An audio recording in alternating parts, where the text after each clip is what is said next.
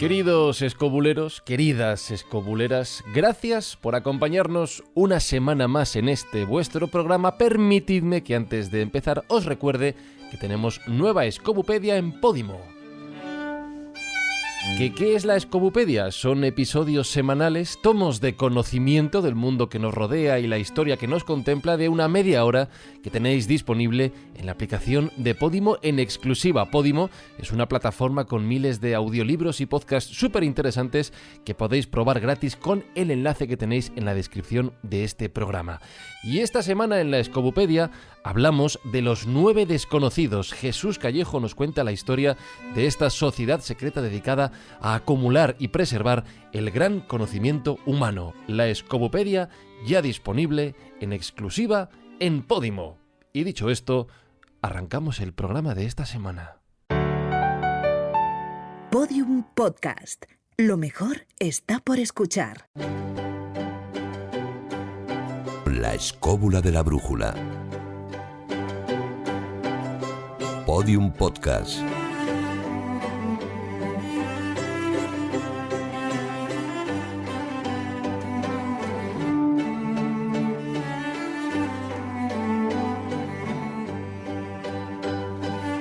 Te veo oscuro, Juan Ignacio, te veo tenebroso. ¿Tiene que ver con el programa de hoy? Pues quizá porque así en un ambiente tan fantasmal como el de esta tarde. Pensaba que la frase seguía, David Sentinella. Me he dejado a medias, Sí, es un coitus interruptus. Sí. ¿Estás vivo, Marcos Carrasco? ¿Estás ahí? Sí, aquí estoy dispuesto con mi cinturón de seguridad a vuestras órdenes del capitán de la nave, o como se llame. Manuel Berrocal, manifiéstate. Aquí estamos, como decía aquello, esperemos que esto no sea como la Ouija, ¿no? Manifiéstate y que nos salgamos la mitad. Y que no salgamos volando, Jesús Callejo, que esa es otra en este programa.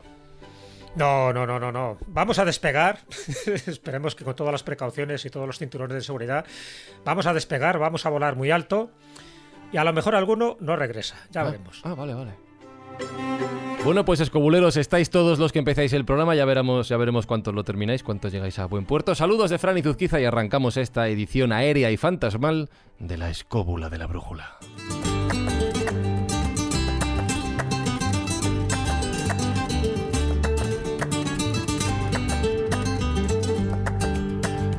Como el invitado de hoy viene por recomendación de Marcos Carrasco, Marcos, cuéntanos por qué tenías tantas ganas de que nos acompañara en el programa.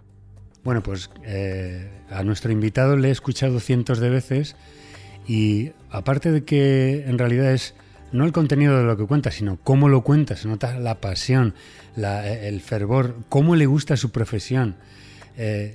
Me ha hecho viajar y me ha hecho elevarme muchos miles de pies por encima de la superficie y claro, te hace vivir una serie de aventuras y de vivencias que, bueno, yo pienso que a nuestro clan, a nuestra familia escobulera les va a encantar y ya lo veréis. Pues ojalá sea así. Hablaba de la pasión por la profesión de nuestro invitado, que es piloto aéreo comercial, tanto de pasajeros como de transporte, es instructor de auxiliares de vuelo, es piloto de drones, lo cual ya me encanta la mezcla, y es un apasionado de los casos de misterio, además de colaborador de numerosos programas de radio, televisión, de podcast, entre los cuales Marcos nos decía fuera de micrófono que le ha escuchado en Espacio en Blanco de Radio Nacional, con Santi Camacho en Días Extraños, o sea que es colaborador habitual de diversos programas. Iván Castro Palacio, ¿cómo estás? Un placer escucharte. Muy buenas, pues encantado. Muchísimas gracias por la invitación a uno de mis programas favoritos. No es por quedar bien, es verdad. Muchas gracias. Y estoy de verdad que halagado por estar con vosotros en esta jornada. Una pregunta para empezar. Con todas las historias que nos vas a contar hoy, que tú también conoces, Iván, ¿uno no le coge miedo a eso de volar? Bueno, seguramente que mucha gente que nos escucha, sí. Y hay mucha gente que luego me riñe, me reclama después de haberme escuchado. Es que te escuché un podcast y mañana voy a coger un avión y ahora ya no lo quiero coger. Ah, vaya.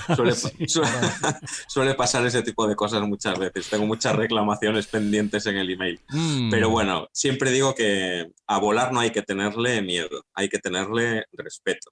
Pero es cierto que en los casos que solemos contar, en este tipo de programas, pues son algo extremos, ¿no? Pero bueno, nunca digas de este agua no beberé, ¿no? Pues instrucciones de seguridad, escobuleros, no hace falta que os pongáis los cinturones, el asiento puede estar como os apetezca y va a pasar lo que tenga que pasar, ¿de acuerdo? Queráis o no, despegamos.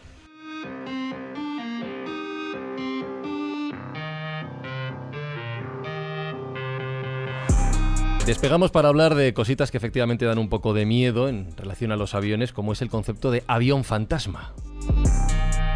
Y que yo preparando el programa tenía dudas, Iván, de a qué te ibas a referir con avión fantasma, si era un avión desaparecido del cual ya no había más noticias, si era un avión que en realidad no existe, si son los lugares donde se supone que han desaparecido muchas aeronaves a lo largo de la historia. Y creo que no es ninguna de estas opciones. ¿A qué te refieres cuando hablas de aviones fantasma? Bueno, hay muchas facetas cuando hablamos de aviones fantasma. La verdad es que en esta ocasión habíamos en principio pensado en hablar de esos accidentes aéreos de aviones que protagonizan un montón de testigos, que todo el mundo ve un avión como se estrella, un avión que tiene una catástrofe aérea, un avión que está bajando del cielo con problemas, con humo, con fuego en los motores. Y sin embargo, después de ver y de ser testigos de esa experiencia, al final el suceso no existe, nunca ha ocurrido. Dentro de esos aviones fantasma, pues también recogemos historias de pilotos fantasma, de gente que se ha convertido en una especie de fantasma después de un accidente aéreo, ese tipo de historias. Pero realmente lo que englobamos avión fantasma no es ningún avión de camuflaje militar, ¿no? En esta ocasión, sino que hablamos pues de aviones que quizá haya que preguntarse si hay aviones que cruzan de un plano a otro, de una dimensión a otra, si son aviones que los hemos soñado, si son alucinaciones colectivas, si realmente eso ha existido pero al final nadie ha encontrado el lugar del accidente.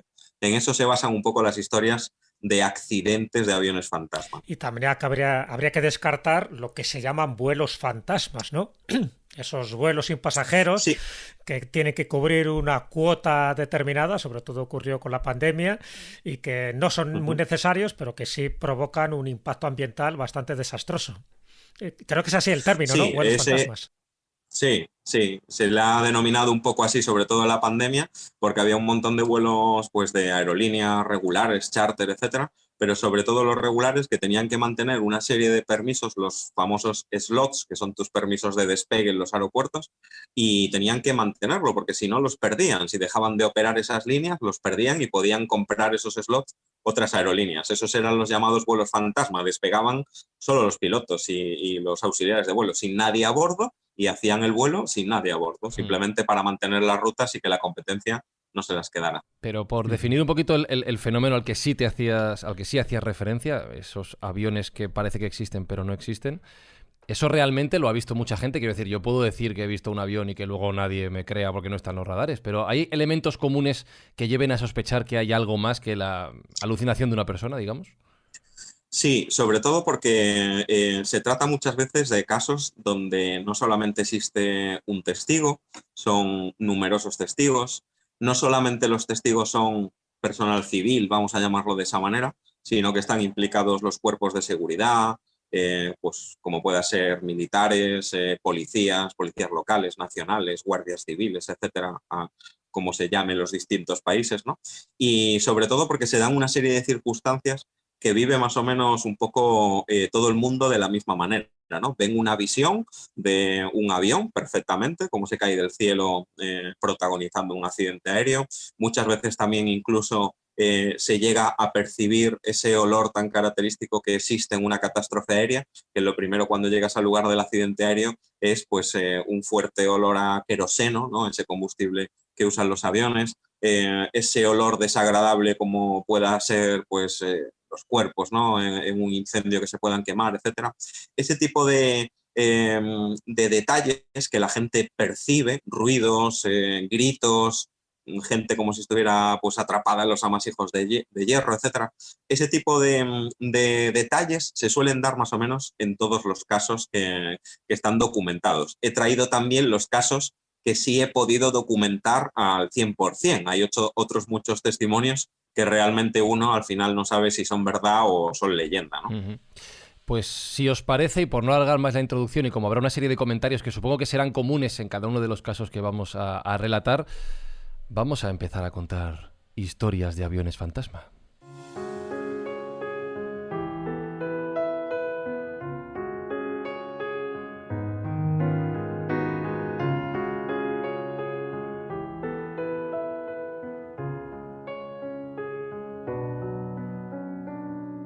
Nos remontamos a 1913. Iván, ¿quién fue Desmond Arthur? Pues mira, rebuscando un poco entre los casos documentados de aviones fantasma, de accidentes de aviones fantasma, catástrofes de este tipo, a lo más lejos a donde yo he podido llegar, no podría ir mucho más allá porque la aviación mucho más allá no existía, ¿no? Sí. Entonces, esta historia la protagoniza un piloto que, fijaros, ya nació en 1884, un 31 de marzo, era un piloto irlandés. Era un teniente militar, se llamaba Desmond Lucius Arthur, y era pues un piloto que le atraía mucho el riesgo, adrenalina, esos primeros aviones, como digo yo, un poco de tubo y tela, ¿no? De madera y tela, esos aviones tan rudimentarios, sobre todo en la Primera Guerra Mundial, etc. Era una persona que realmente vivía para volar, ¿no? Él pertenecía al 5º batallón de fusileros que se llamaba el Royal Munster, y es un soldado que se convierte en piloto y rápidamente asciende a teniente en el Ejército del Aire, ¿no? Él tiene en 1913, estaba incorporado, además precisamente ese último año, al escuadrón de los Royal Flying Corps en Escocia, y él tiene un accidente tan fatal que es un accidente mortal.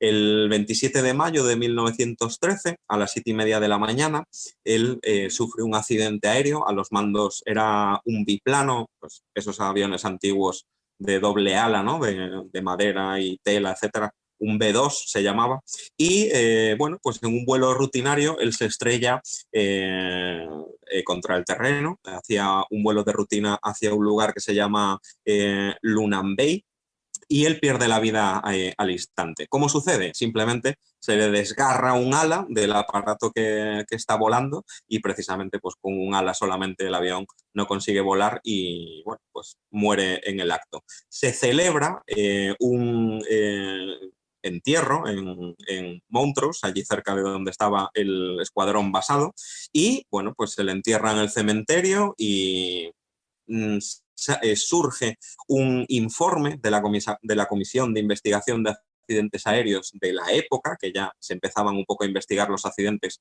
para saber cuáles eran las causas e ir mejorando en la aviación. Y al final, ¿cuál es la conclusión? La conclusión es el mal mantenimiento del avión. Por aquel entonces no estaban tan acostumbrados a que un mecánico llevara el peso del mantenimiento de un avión. Muchas veces los propios pilotos tenían pues los conocimientos suficientes para tener perfectamente cuidados y reparados sus aviones, y muchas veces cuando tenían pues algún tipo de percance eran ellos mismos los que tenían que arreglar el avión. En este caso, la Comisión de Accidentes Aéreos de la época pues concluye que el teniente Desmond había hecho una reparación un poquito chapucera. ¿Qué ocurre después de publicarse este informe dentro del ejército? Pues que realmente ningún miembro del cuerpo donde él volaba, Desmond, estaban de acuerdo con las conclusiones. ¿Y qué sucede tras este pequeño desencuentro, ¿no?, de los pilotos con esa comisión? Pues nada más y nada menos que donde volaban los Flying Corps, esos hangares que guardaban sus aviones, etcétera, son protagonistas de una de las primeras apariciones fantasmales de uno de los primeros pilotos que nosotros tengamos conocimiento. En este caso, pues era el fantasma del teniente Desmond Arthur. Uno de los primeros que lo ve, además, está totalmente documentado, se llama el mayor Cirilo Fogging, y él lo que declara es ver una figura fantasmal en pleno comedor de los oficiales. En principio él no dice nada a los demás integrantes del cuerpo ni del ejército ni nada, hasta que en repetidas ocasiones se sigue apareciendo delante de él el fantasma en el comedor, y es cuando él confiesa que está viendo de manera continua al fantasma del teniente Arthur, ¿no? También hay otros integrantes de ese cuerpo de aviación que pues, denuncian un poco la presencia del teniente Desmond en los hangares donde estaban los aviones. Constantemente durante 4 años se le ve de forma continua, vagabundeando fantasmalmente un poco entre aquellos aviones tan primarios, ¿no? Y se le empezó a apodar como el fantasma del teniente irlandés. También se le bautizó como el santo de Montrose. Y había pilotos de nuevo ingreso en el Flying Corps que no conocían la historia de Desmond ya muchos años después, y no duraban mucho en aquel cuerpo porque realmente vivían una especie de apariciones fantasmales que les aturdían en sus guardias nocturnas, etcétera, de tal forma que al final pues cogían mucho miedo, ¿no? Y ya en 1917, 4 años largos después, un amigo del teniente Desmond Arthur, no era piloto, era periodista y editor de una revista ya que en el año 17, ya publicaba pues noticias aeronáuticas, se llamaba The Aeroplane, el aeroplano. Empieza a investigar la historia del accidente de su amigo, empieza pues a buscar responsabilidades, empieza a intentar defender un poco a la persona que ha fallecido. Cuando empieza a hablar con testigos, con mandos militares, etcétera, al final reúne tanta información que lo que descubre es que realmente no había sido culpa de Desmond aquel accidente aéreo, y sí había sido un fallo totalmente estructural del avión, y estaba además perfectamente probado. Pero había que culpar al fallecido, que era pues muchísimo más fácil, y el ejército no quedaría en entredicho. Desde ese momento, desde que se confirma que no es la causa del accidente su culpa, sino que era un fallo estructural del avión, desde ese momento solamente se le ve 2 veces otra vez al teniente Desmond Arthur, en estas 2 ocasiones volando. Y es en el año 1940 y en el año 1942, cuando se aparece con su avión, aquel que se había estrellado, volando al lado de las formaciones de los Flying Corps. Fue perfectamente visible, enseguida supieron que era él. Además, en el 40 la aviación ya estaba mucho más avanzada que en el año en el que se mata. Casi 30 años después, sí, sí. Exacto, Desmond, y enseguida pues supieron que era el fantasma de Desmond Arthur. Es el primer fantasma de un piloto que tenemos prácticamente documentado. A mí lo que me extraña, fíjate, es que al hilo de lo que has estado contando y de que los diferentes pilotos que pasaban por esa, bueno, por ese enclave, ¿no?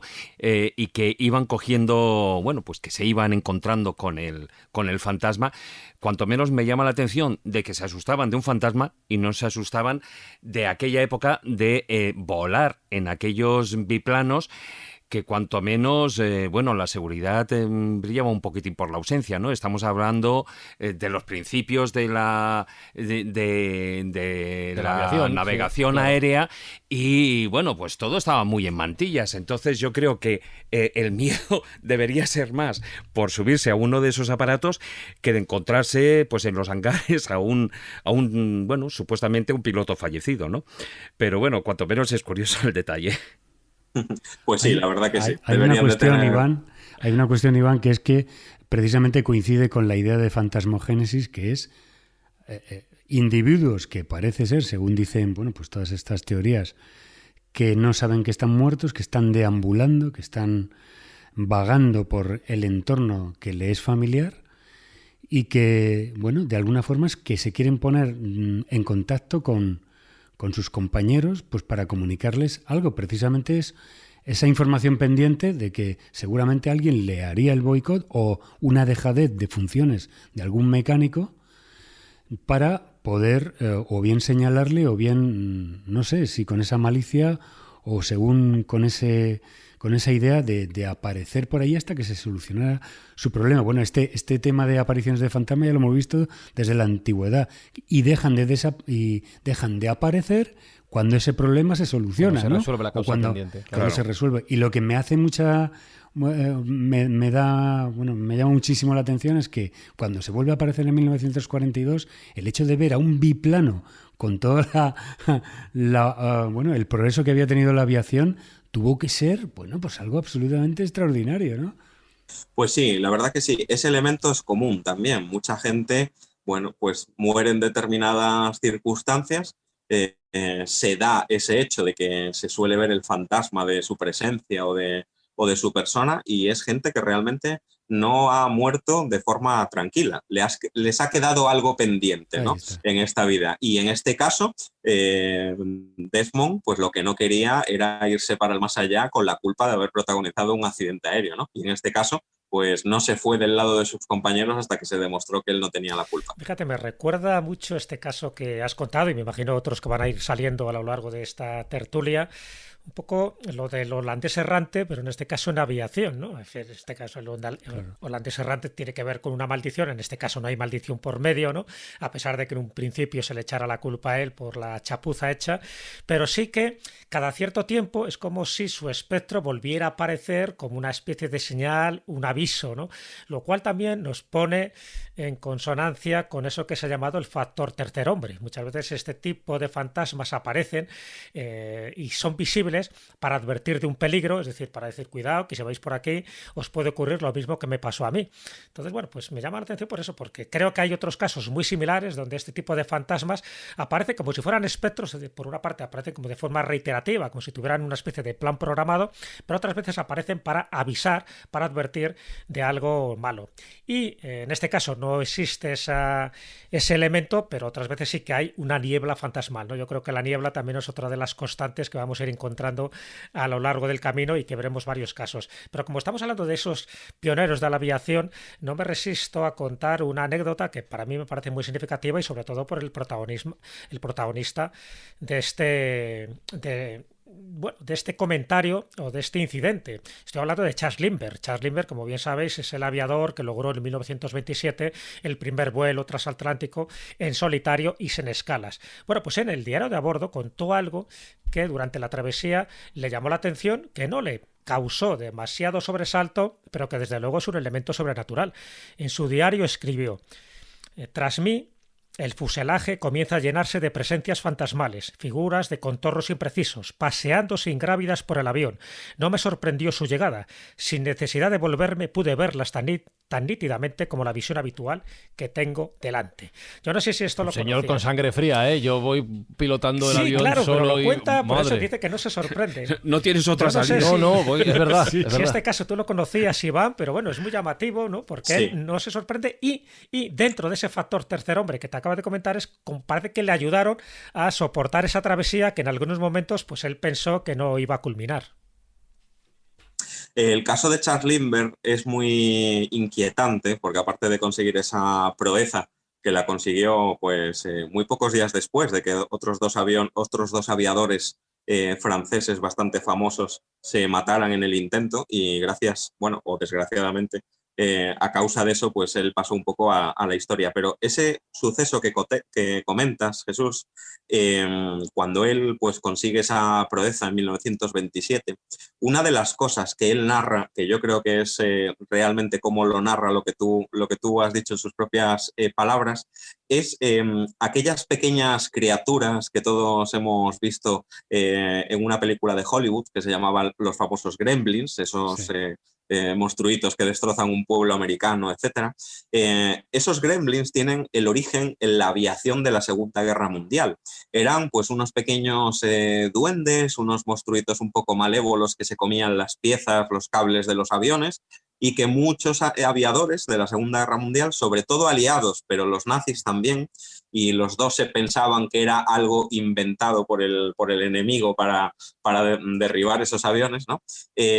Hay muchos testimonios de presencia de esos pequeños seres. Y muchos de los accidentes aéreos se achacaban a que esos gremlins pues, aparecían sobre las alas, sobre los motores, etc. Sin embargo, Charles Lindbergh reportó algo totalmente diferente, porque fue gracias a ellos que mantuvo un poco pues, esa serenidad, esa paz para conseguir aquel reto, esa tranquilidad, no dejaban que se durmiera. Incluso él llegó a relatar también que esos pequeños seres tenían grandes conocimientos de la navegación aérea y de los equipos de vuelo del avión que Lindbergh llevaba.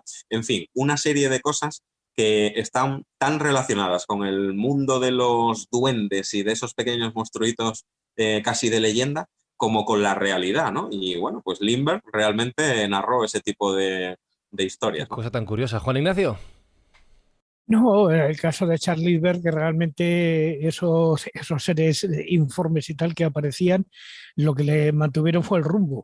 O sea, porque no estaba muy desarrollado en ese momento la medición del rumbo y le iban conduciendo, no, ahora un poquito a la derecha, un poquito a la izquierda. Sí, es una anécdota conocida. O sea, fantasmas bien. Es bastante... Sí, efectivamente, es que no todos los fantasmas son malos. Estoy viendo a David moviendo la cabeza. No Vamos sé. a ver, o sea, hay algunos que vienen a darte instrucciones correctas, pero tampoco le llamamos fantasmas por llamarles algo, pero es que tampoco sabemos exactamente qué es lo que ¿Qué son. te pasa, David? Que mueves la cabecita. A ver, es que hay dos cosas. Por una parte, el caso de Lindbergh, bueno, yo creo que la psicología también tendría mucho que decir. Es decir, estamos hablando de esos momentos en los que bueno, pues todos hemos tenido yo estaba pensando esa parte de los sueños que se estaba quedando dormido, sinogónicos, etcétera, etcétera, que estás en el umbral y que, bueno, pues la psicología incluso en el momento ese él es consciente de que está volando y no quiere dormirse o no quiere pasar esos malos tragos y evidentemente que esos bichitos, entre comillas, pues tenían conocimientos aeronáuticos, como que partían de su propia mente. Claro. Pero bueno, por eso digo que yo creo que la psicología ahí tendría mucho que hablar. Pero fíjate, hoy en el programa hay claramente dos partes. Por una parte están estos personajes, como es el caso del teniente Arthur, que has mencionado, y en este caso es el caso del que, bueno, no se le ve en el vuelo, no se ve en los diferentes vuelos, salvo ya en el año 44, si no recuerdo mal, pero se ve en los hangares y lo ven en tierra, digamos.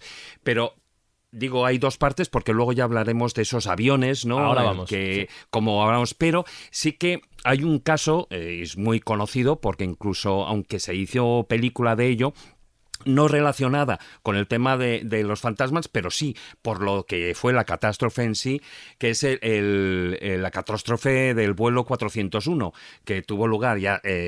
si estamos hablando del año 1913, estamos hablando de 60 años después, en 1973, que es un avión que el vuelo 401 de la Eastern Airlines y que se estrella en los Everglades de Florida, ¿no? Y ahí hay dos personajes que son el piloto, que es se le conocía por Bob Love, y luego el piloto, el capitán, que era Bob Love, y luego estaba el copiloto, que era Don Repo, que así es como le conocían los compañeros, que ambos con mucha experiencia, más de 30 años de experiencia el vuelo, uno, el otro era más joven, etcétera, pero que luego, y tú sabes, Iván, ese tema lo conoces bien, posteriormente, tanto uno como el otro, sobre todo más Don Repo, el copiloto, pues aparece en sucesivas ocasiones en un montón de vuelos en los que tranquiliza, por ejemplo, a la gente que no la que está en cabina, sino a los propios usuarios del vuelo cuando hay problemas o hay tormentas, para tranquilizarles o incluso para hablar con ellos. Y también incluso se han encontrado en los casos de verlos pues tomando medidas de los aparatos. con la diferencia, y ahí de lo que Jesús decía al principio también, que no se trata, y lo hemos hablado varias veces en el programa, no se trata de espectros, porque dialogaban con las personas que estaban ahí, con lo cual es un caso claro en lo que podíamos decir dentro de la fenomenología como fantasmas. Iván. Sí, el caso del vuelo 401 de la Easter, que lo has descrito perfectamente. En concreto, Don Repo era el ingeniero de vuelo y Boslov, como bien dijiste, el comandante. El accidente se produce por una tontería, que era pues una lucecita que no alumbraba bien del tren de aterrizaje, y se ponen a toquetear los tres, piloto, copiloto e ingeniero de vuelo, y el avión va descendiendo y no se dan cuenta. ¿En ¿no? serio? Hasta que ellos... ¿Se les olvida pilotar? ¿Me estás diciendo eso en serio? Totalmente. Es un accidente aéreo que costó millones. Más divertido. Le dio con la pierna a una de los mandos y no se dieron cuenta. Pero vale. Muy bien. Bajan, ellos despliegan el tren de aterrizaje, no se aparecen las tres luces verdes, y entonces se empiezan a toquetear a ver si hay alguna luz que está fundida, se cambia la bombillita a ver si la otra funciona, etcétera. El comandante en ese momento se va apoyando contra los mandos, la columna de control, y por aquel entonces la tecnología aeronáutica en la tecnología aeronáutica no se sabía que cuando tú presionabas la columna de control durante X segundos, el piloto automático se desconectaba. Entonces se desconectó de tal forma que no dio ningún tipo de aviso, por eso ahora cuando desconectas el piloto automático salta una alarma, y fueron descendiendo muy suave, hasta que se estrellaron contra los Everglades en Florida. La mayoría no murió del accidente, sino murieron devorados por caimanes y cocodrilos. ¡Qué maravilla! Exactamente. Muy bien. Pero sucedió algo como lo que acabáis de narrar, y solo sucedía en los vuelos con el mismo tipo de aeronave, que era un Lockheed, un 10-11, que era muy parecido al MD-11 que tuvo Iberia, por si resulta más conocido. Solo sucedía en aviones que llevaban recuperadas piezas de aquel avión y que se aprovechaban para los mismos modelos de la flota, porque el avión que se estrella era un avión prácticamente nuevo, y eran un poco los tres detalles que se cumplían siempre para la presencia de esos pilotos. Los pilotos, es cierto que además reaccionaron físicamente con la gente. En las cocinas, por ejemplo, Don Repo se aparece en uno de los vuelos y les advierte que uno de los hornos va a empezar a arder y que va a haber un incendio en el avión. Exacto.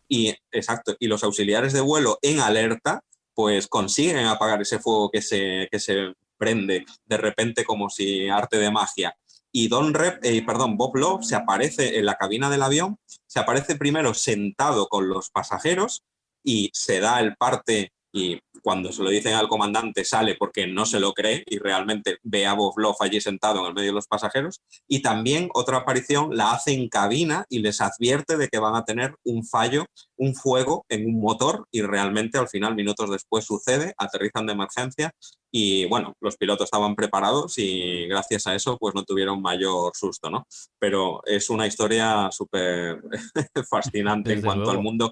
Los investigadores o los científicos, en este caso del vuelo de la 401 de la Easter, lo han denominado no como fantasmogénesis, sino como psicometría, que es el término que se usa en estas investigaciones fantasmales para relacionar algo que ha estado implicado en una catástrofe y que se usa, como en este caso las piezas de los aviones, en otros aparatos, y relacionan aquella catástrofe con esos vuelos, y donde iba una pieza usada, allí se aparecían ellos. Escucha, Manuel. Pero fíjate, si fue importante, es un pequeño detalle, que se hizo una película que es La catástrofe del vuelo 401, porque fue muy importante, y de hecho este vuelo, como tú has dicho, sirvió también para que la Fundación de la Seguridad, ¿no?, que tenían de la seguridad aérea, pues cambiara varios de los requisitos. Por favor, venía bien ese control de seguridad que decía Iván, que no existía. Pero Manuel, no se me ocurre lugar más incómodo para, si yo fuera un fantasma, para manifestarme,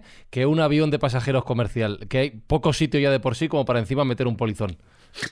Pues imagínate que se aparecía en el microondas. O sea, uno de ellos apareció directamente a la azafata en la puerta del microondas, el cual le dijo...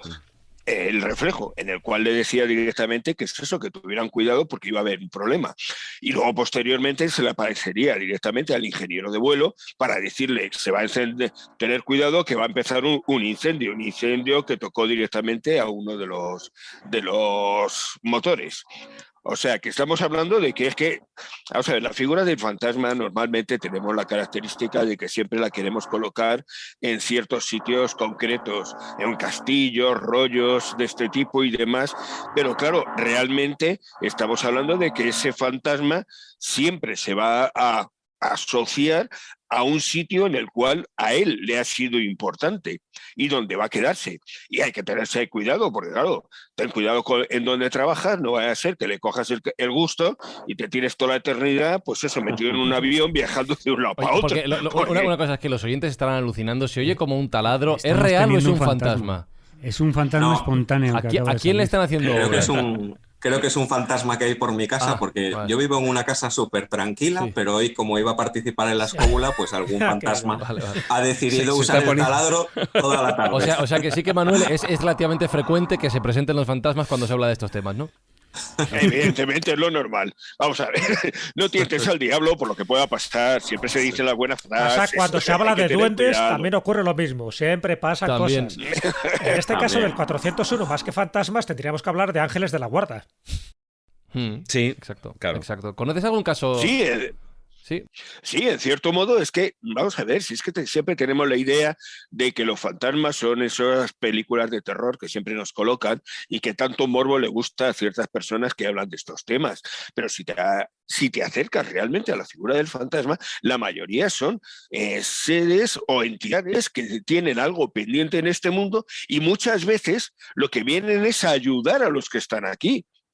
Es que es una cosa que es que normalmente eso se nos olvida, o sea, ese lado positivo que ha tenido siempre el fantasma, porque evidentemente, históricamente siempre ha sido positivo, ha venido para avisarnos, para decirnos cosas como, por ejemplo, que la herencia, o sea, que la herencia, el escrito estaba en tal cajón, que resulta... Vamos a ver, la eterna historia que se cuenta, nosotros conocemos directamente el fin de la Divina Comedia porque el señor escritor no tuvo nada. El señor Dante Alighieri no tuvo nada mejor que hacer que venir desde el más allá para avisar a su hijo dónde estaba guardado la parte final de la obra. Del paraíso, efectivamente, es uno de los casos más clásicos y más legendarios. Pero hay un caso que hay que tener en cuenta que es muy parecido a todo esto. Es decir, por una parte es lo del famoso, entre comillas, ángel de la guarda, que se les aparece a muchos montañeros cuando se pierden en la nieve y están a punto de desfallecer, que es lo que ha comentado antes David. Es decir, no se sabe si esto es una proyección tuya propia que proyecta tus propios conocimientos puestos en una persona o en una entidad, o también estos sucesos que aparecieron en las Torres Gemelas con Rota y Francesco que ocurrió, sí. Bueno, esto ya sabes que lo cuenta. Que guiaron a la gente afuera para salvarse del incendio que hubo y todo esto. Son esos ángeles de la guarda, pero que igualmente son esas entidades que, por una parte, yo es que no sé qué creer, o bien son proyecciones, o bien personas, entidades, o como esta fantasmagoria que se dice exactamente, que son ectoplasmas que tienen una evanescencia, que no son totalmente corpóreos y que interactúan contigo y te ayudan. Es decir, bueno, ángel de la guarda o no, pero ahí están, y multitud de casos. Recomiendo el libro, digo que como hemos citado esto, sabéis que hay un libro que se llama El factor tercer hombre, que es un poco el nombre técnico que se le dio, de John Heiger. John Heiger además escribió primero ese libro donde menciona también este caso del último superviviente del 11S, ¿no? Que es el de Rota y Francesco, y luego escribió uno porque pensaba que el factor tercer hombre no hacía justicia, porque no había un tercer hombre que es el que ayudara a auxiliar a los momentos críticos, y lo llamó el efecto ángel. O sea que en definitiva son entidades fantasmales, da igual que sean proyecciones de la mente, da igual que haya un agente externo. Lo importante es que los efectos son positivos, sirven para salvar a alguien de un momento crítico y totalmente letal si no toma las medidas necesarias, y esa voz interior o esa presencia o esa ayuda o ese ser angélico es el que le ayuda a salir. Por eso digo que hay decenas de casos que se cuentan. La mayoría de los casos que yo conozco de este libro no tienen nada que ver con la aviación, eso es verdad, tiene que ver con alpinistas, tiene que ver con alpinismo, submarinismo, claro. Y tal. Pero bueno, sería técnicamente el factor tercer hombre, o luego lo llamó el efecto ángel. Iván, perdona que te interrumpí. No, no, nada. Como curiosidad, para terminar un poco con la historia del teniente Desmond, en 1935, que daría para otro programa entero, pero simplemente por citarlo, existe un caso de uno de estos pilotos de finales de la Primera Guerra Mundial y casi inicios de la Segunda, que se llamaba Víctor Godard, y este piloto, que pues era también de este tipo de aeroplanos, ¿no? de tubo y tela, como digo yo, y de madera, sufre un episodio que es como pues, una especie de viaje en el tiempo. De hecho, dos de los casos documentados casi por excelencia de aviones que han conseguido viajar en el tiempo o a otra dimensión, podríamos llamarlo de cualquier manera. Uno de los casos es el de Víctor Godard, que sucede en Escocia también. Otro es precisamente aquí en España, entre Santander y el País Vasco, que también es súper interesante. Pero en aquel caso, Víctor Godard describió como después de pasar pues, por una especie de fenómeno meteorológico, consigue llegar pues, a un aeródromo que en su tiempo estaba pues, totalmente abandonado y destruido, y sin embargo él sobrevolaba a los aviones, a los mecánicos, a la gente, a los hangares, y nadie, absolutamente nadie, conseguía verlo. Es como si él no existiera en ese momento. Quizá alguien notaba o percibía esa presencia y él estaba siendo visto como un fantasma, y sin embargo no era alguien que hubiera fallecido, pero sí pues venía de otro plano, de otro tiempo, de otra dimensión, como queráis llamarlo, ¿no? Y era pues un detalle curioso que podría relacionarse. Hablando también de presencias que se manifiestan, le voy a hacer una pregunta a Manuel Berrocal y así a ver si el fantasma del taladro se calma, porque le veo con ganas de... ¡Joder, qué ganas tiene, madre mía! En todas las comunidades de vecinos siempre hay un fantasma. ¿Solo uno? Uno visible.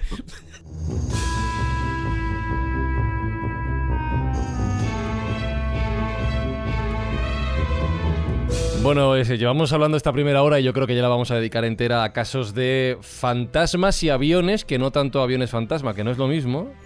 Y Manuel tenía ganas de contar alguna historia más. ¿Tú conoces algún caso parecido de fantasmas en aviones? Ya, que los que se aparecen en el microondas me han dejado loco. Supera eso.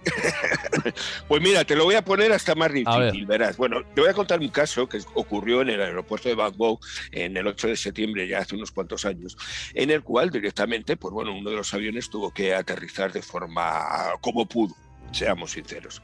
Lo curioso es que cuando tomó tierra, rápidamente todo el mundo salió del avión y no hubo ninguna pérdida de vida ni nada. O sea, bueno, hubo 13 heridos, pero de poca importancia. Y todos los testigos, todos los que habían viajado en el avión y que fueron los que se salvaron, lo que contaron es que la organización directamente de la salida del avión la había realizado una azafata, pero que se diferenciaba del resto de los miembros de la tripulación, en que los demás llevaban el traje clásico, o sea, correspondiente a la aerolínea a la que pertenecían, pero ella llevaba un traje tradicional tailandés. Esta mujer organizó directamente la salida de todos y cuando ya habían salido todos y demás, desapareció. Lo curioso fue que, claro, cuando llegaron a hacer la investigación, aquella no había sido la única vez que había pasado. Supuestamente había una entidad, vamos a llamarla así, que llevando un traje tradicional tailandés, se dedicaba a ayudar en aquellos aterrizajes en los cuales eran un poco problemáticos, que curiosamente creo que en Tailandia es bastante habitual. Lo digo para si algunos tienen ganas Vamos de irse a sumar Tailandia. gente con miedo a volar en este programa. Adelante con ello. Sí, seamos sinceros. Patrocinado por la aerolínea que usted prefiera. Aunque también, bueno, tenemos otro caso en el que, un poco como el teniente original, vamos a ver, yo sigo diciendo lo mismo. Tener cuidado donde trabajáis, que a lo mejor le cogéis el gusto y luego no sois capaces de dejarlo. De desencarnar, porque claro, ¿no? estamos hablando de que el caso de una azafata que había en las líneas argentinas y que en un momento determinado esta mujer tuvo, pues bueno, tenía una enfermedad terminal y le quedaban pocos días de vida. Y entonces ella decidió que los últimos vuelos quería realizarlos en un vuelo concreto, en el cual había viajado mucho y que en el que, de cierto modo, le tenía cariño. Estamos hablando de que el avión era un Jumbo 747-200 con matrícula LVMLO, más conocido por el malo, que quede claro. O sea, bueno, pues esta señora no solamente estuvo viajando allí, sino que a partir de aquel momento, cuando ella falleció, desde ese momento la vieron siempre en los pasillos del avión, en los hangares, pero claro, quienes continuamente estaban diciendo que la estaban viendo eran la gente del servicio de limpieza, los mecánicos, los del servicio de seguridad. Algunos de los servicios de seguridad no querían acercarse a la zona porque ya estaban cansados de ver a la señora. Y es que esta mujer se quedó allí atascada porque, bueno, era tan feliz con su trabajo dentro del avión que estaba claro que no estaba dispuesta a irse. Bueno, la historia llegó hasta el extremo de que acabaron desguazando el avión porque ya no sabían qué hacer con el fantasma. Despedida, pero a lo bestia.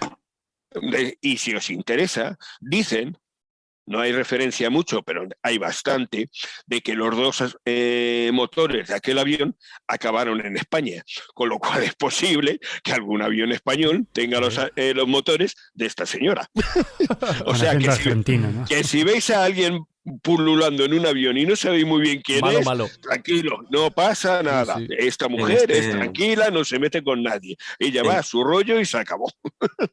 En este caso, yo quería puntualizar que la historia de este 747 de Aerolíneas, la visión de esta azafata, que posteriormente se apareció después de su fallecimiento en muchos sitios, se produce una de ellas en el año 2000 en el aeropuerto de Barajas. Y en Madrid, efectivamente. En Madrid-Barajas. Aterrizó aquí el avión. En Madrid-Barajas se está descargando la bodega de ese avión para realizar el vuelo posterior de vuelta y en ese momento, hacían unas revisiones unos mecánicos de aquella aerolínea española que se llamaba Airplus Comet y estaban al servicio de aerolíneas en ese momento y empiezan a revisar la bodega porque les llaman para una pequeña tarea de mantenimiento y ellos lo que describen es una figura humana de pie con un uniforme de azafata de aerolíneas argentinas. Estos mecánicos tienen el tiempo récord en cruzar el aeropuerto de Barajas corriendo de punta a punta. Escaparon y lo contaron. Y realmente lo único que permanece entero de este avión es en el aeropuerto de Ezeiza, lo que es la cabina del fuselaje. Se ha desguazado por completo, pero nadie se atreve a desguazarlo más. Claro. Ahí ha quedado y bueno, se advierte de su presencia de vez en cuando por allí. Juan Ignacio. Iván, ¿conoces el caso Centenera? No. Adiós. ¿No te suena? Venga, bueno, adelante. Pregunta trampa. Pues vamos a ver, en un tiempo acababa de terminar la Segunda Guerra Mundial en el que había bastante retraso en el agro español, en un pueblo de Guadalajara, de repente y por detrás de unos cerros se escuchó un brutal estampido con fuego, con humo y con todo tipo de cosas. Los de Centenera pensaron no en un avión que se había estrellado, sino que había sido el diablo que venía con azufre y bueno, todas estas cosas y tal. Y cuando llegaron las autoridades, de alguna manera, entre ellas había gente que venían desde Torrejón. Llegaron al lugar donde se supone que había habido ese accidente porque se pensó que había sido un avión que había salido de Torrejón. Ahí no había nada. Nada, nunca se supo jamás qué es lo que pasó en Centenera. Por lo tanto, los de Centenera, que sean lo suficientemente mayores, saben que para ellos seguía siendo el diablo. De alguna manera, ¿no? Entonces, accidente de aviación porque llegaron las autoridades de Torrejón o realmente no hubo nada y fue otra cosa. No los podemos saber. No sé si conocías ese caso. Dos cosas tengo que decir. La primera, que ahora vamos a hablar de aviones fantasma, que es el caso que nos ha contado Juan Ignacio. Y la segunda es que, escobuleros, no veis a Juan Ignacio ahora, pero nos está contando este relato con una luz que le da a la espalda y otra que entiendo que es de una tablet o un móvil que le ilumina desde abajo la cara. Saca fotos. Da un miedo. Vamos a publicarlo. O sea, me estás dando un miedo, Juan Ignacio. Fran, pero cuenta que es que estoy en el campo. Ah, hombre, haber empezado. ¿Y qué tiene que haber ver? empezado por ahí, hombre, claro, haber empezado por ahí.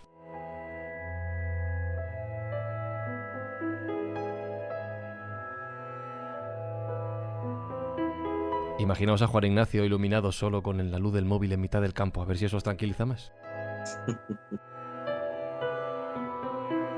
Pero Iván, casos como este que nos narra Maese da lugar al fenómeno que describías al principio del programa como aviones fantasma, aviones accidentados, estrellados, que dejan esos rastros visuales o sonoros que hacen pensar a la gente que efectivamente ha habido un choque, que ha habido una desgracia, pero que después no son encontrados por ningún lado. ¿Cuál sería el primer caso documentado que nos llevaría a un ejemplo como este?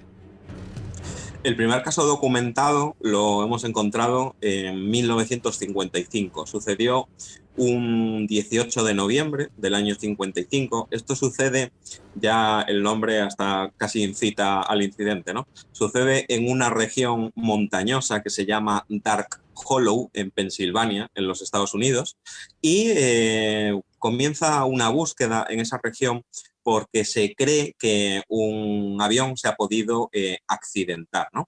Hay un testigo que se llama Dale Murphy, que era incluso coordinador de la defensa civil del condado de Cumberland en Estados Unidos, muy próximo a la zona, y él y varios miembros más, aparte de testigos, aparte de que ven ese fenómeno que sucede, empiezan a recibir comunicaciones de otros testigos de que podrían haber visto un avión estrellándose, ¿no?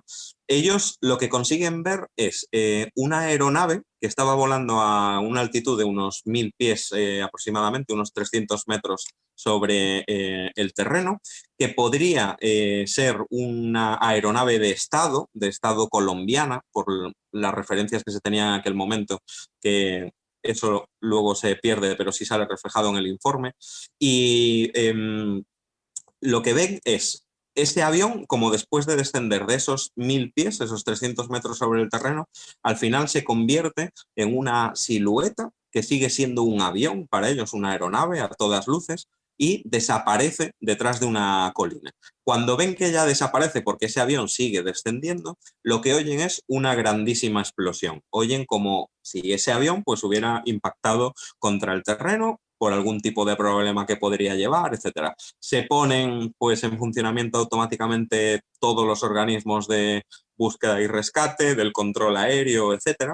De hecho, hay medios de la base militar de las Fuerzas Aéreas de Westover, en Estados Unidos también, donde, pues, de donde parte un contingente para buscar esa zona donde se ha estrellado esa aeronave, que a todas luces los testigos decían que habían visto un avión caer. Lanzan equipos aéreos, lanzan equipos terrestres, etc. Y durante la búsqueda, además, se dice que varios testigos ven incluso 2 bengalas que se lanzan al cielo como alguien que está pidiendo ayuda con una pistola de lanzamiento de bengalas desde ese sitio, desde ese lugar donde se ha estrellado el avión. La Fuerza Aérea de los Estados Unidos, la Patrulla Civil de los Estados Unidos, hay un dispositivo de 300 personas a pie que rastrean sin ningún tipo de éxito toda la zona. Y no se encuentra absolutamente nada, pero sí hay muchos testigos, incluido ese coordinador, que ve como un avión se estrella.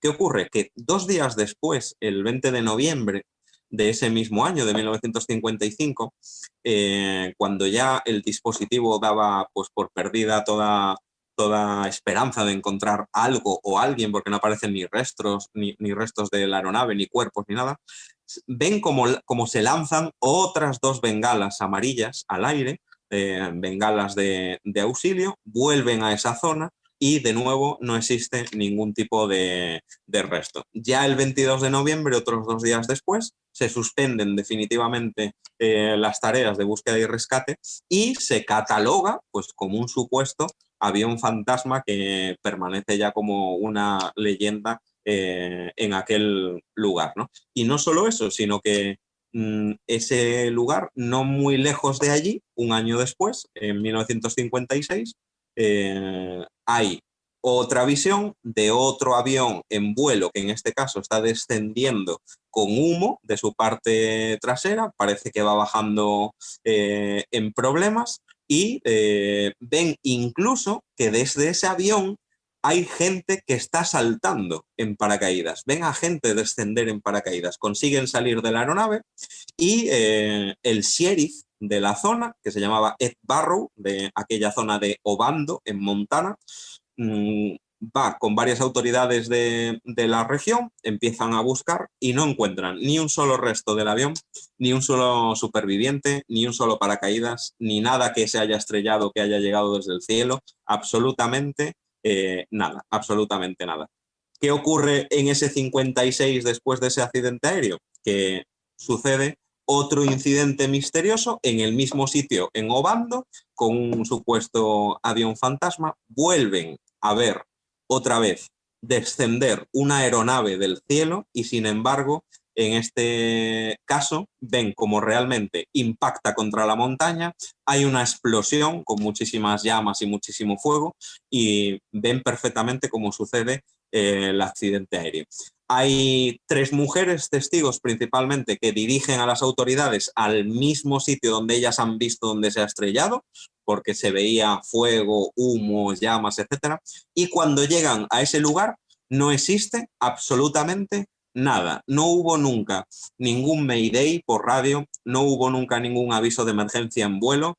Está constatado con las autoridades de control aéreo que no había habido ninguna llamada de emergencia desde ningún tipo de avión comercial y, lo más importante, no había desaparecido ningún avión comercial. Eso te iba a preguntar, porque me estaba acordando del vuelo, por ejemplo, de Malaysia Airlines, que se esfumó y al margen de las diferencias tecnológicas de los 50 años que habían pasado, ¿habría algún registro? O sea, ¿alguien echaría de menos algún avión? No era el caso. En este caso no se estudió y ningún tipo de vuelo estaba desaparecido. Hay que recordar que cuando un avión desaparece surgen muchas alertas y se ponen en movimiento muchos engranajes, ¿no?, de búsqueda y rescate. Pero en este caso no había absolutamente nada. Sale a la palestra el coordinador del equipo de búsqueda y rescate de Montana, que se llamaba Cal Shimmer, y dice que no se puede resolver el misterio porque, aun habiendo testigos del suceso, realmente no hay absolutamente nada sobre el terreno. Claro. Oye, una pregunta, Iván, sobre alguno de estos casos. Claro, ahora estás hablando del año 55 y tal, pero desde ahí, y veremos otros casos, irás narrando algunos otros casos que han ido ocurriendo a lo largo de todas estas décadas. ¿Ha habido... hoy en día todo el mundo enseguida está grabando móviles, etcétera, etcétera? ¿Hay alguna grabación, no solo de casos actuales, incluso de tiempo atrás, ¿no?, de que de una manera fortuita alguna cámara estuviera grabando o algo, o incluso en ecos radares, o ¿hay alguna referencia física? Yo no la he encontrado. No hay material audiovisual. Todo está plasmado por testimonios de testigos. Es cierto que en 1955 nadie probablemente tendría pues un dispositivo multimedia para grabar, pero es muy fácil. Tendría que ser pues algo casualmente, claro, que alguien estuviera filmando otra cosa. Una foto mala y movida, como quien dice, sí, ¿no? Sí. Pero tenemos testimonios, por ejemplo, ya de los años 2000, del año 2011, incluso por los 80 o 90.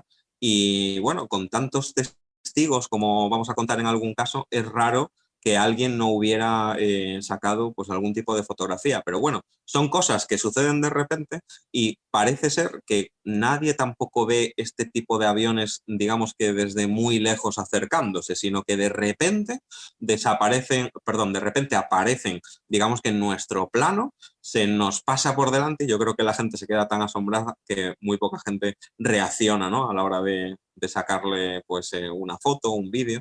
Hoy sería mucho más fácil, pero realmente hoy, a día de hoy del 2022, tampoco he encontrado testimonios ni casos, pues, qué decirte, los últimos 3, 4 años, ¿no?, hablando ya de actualidad. Sí.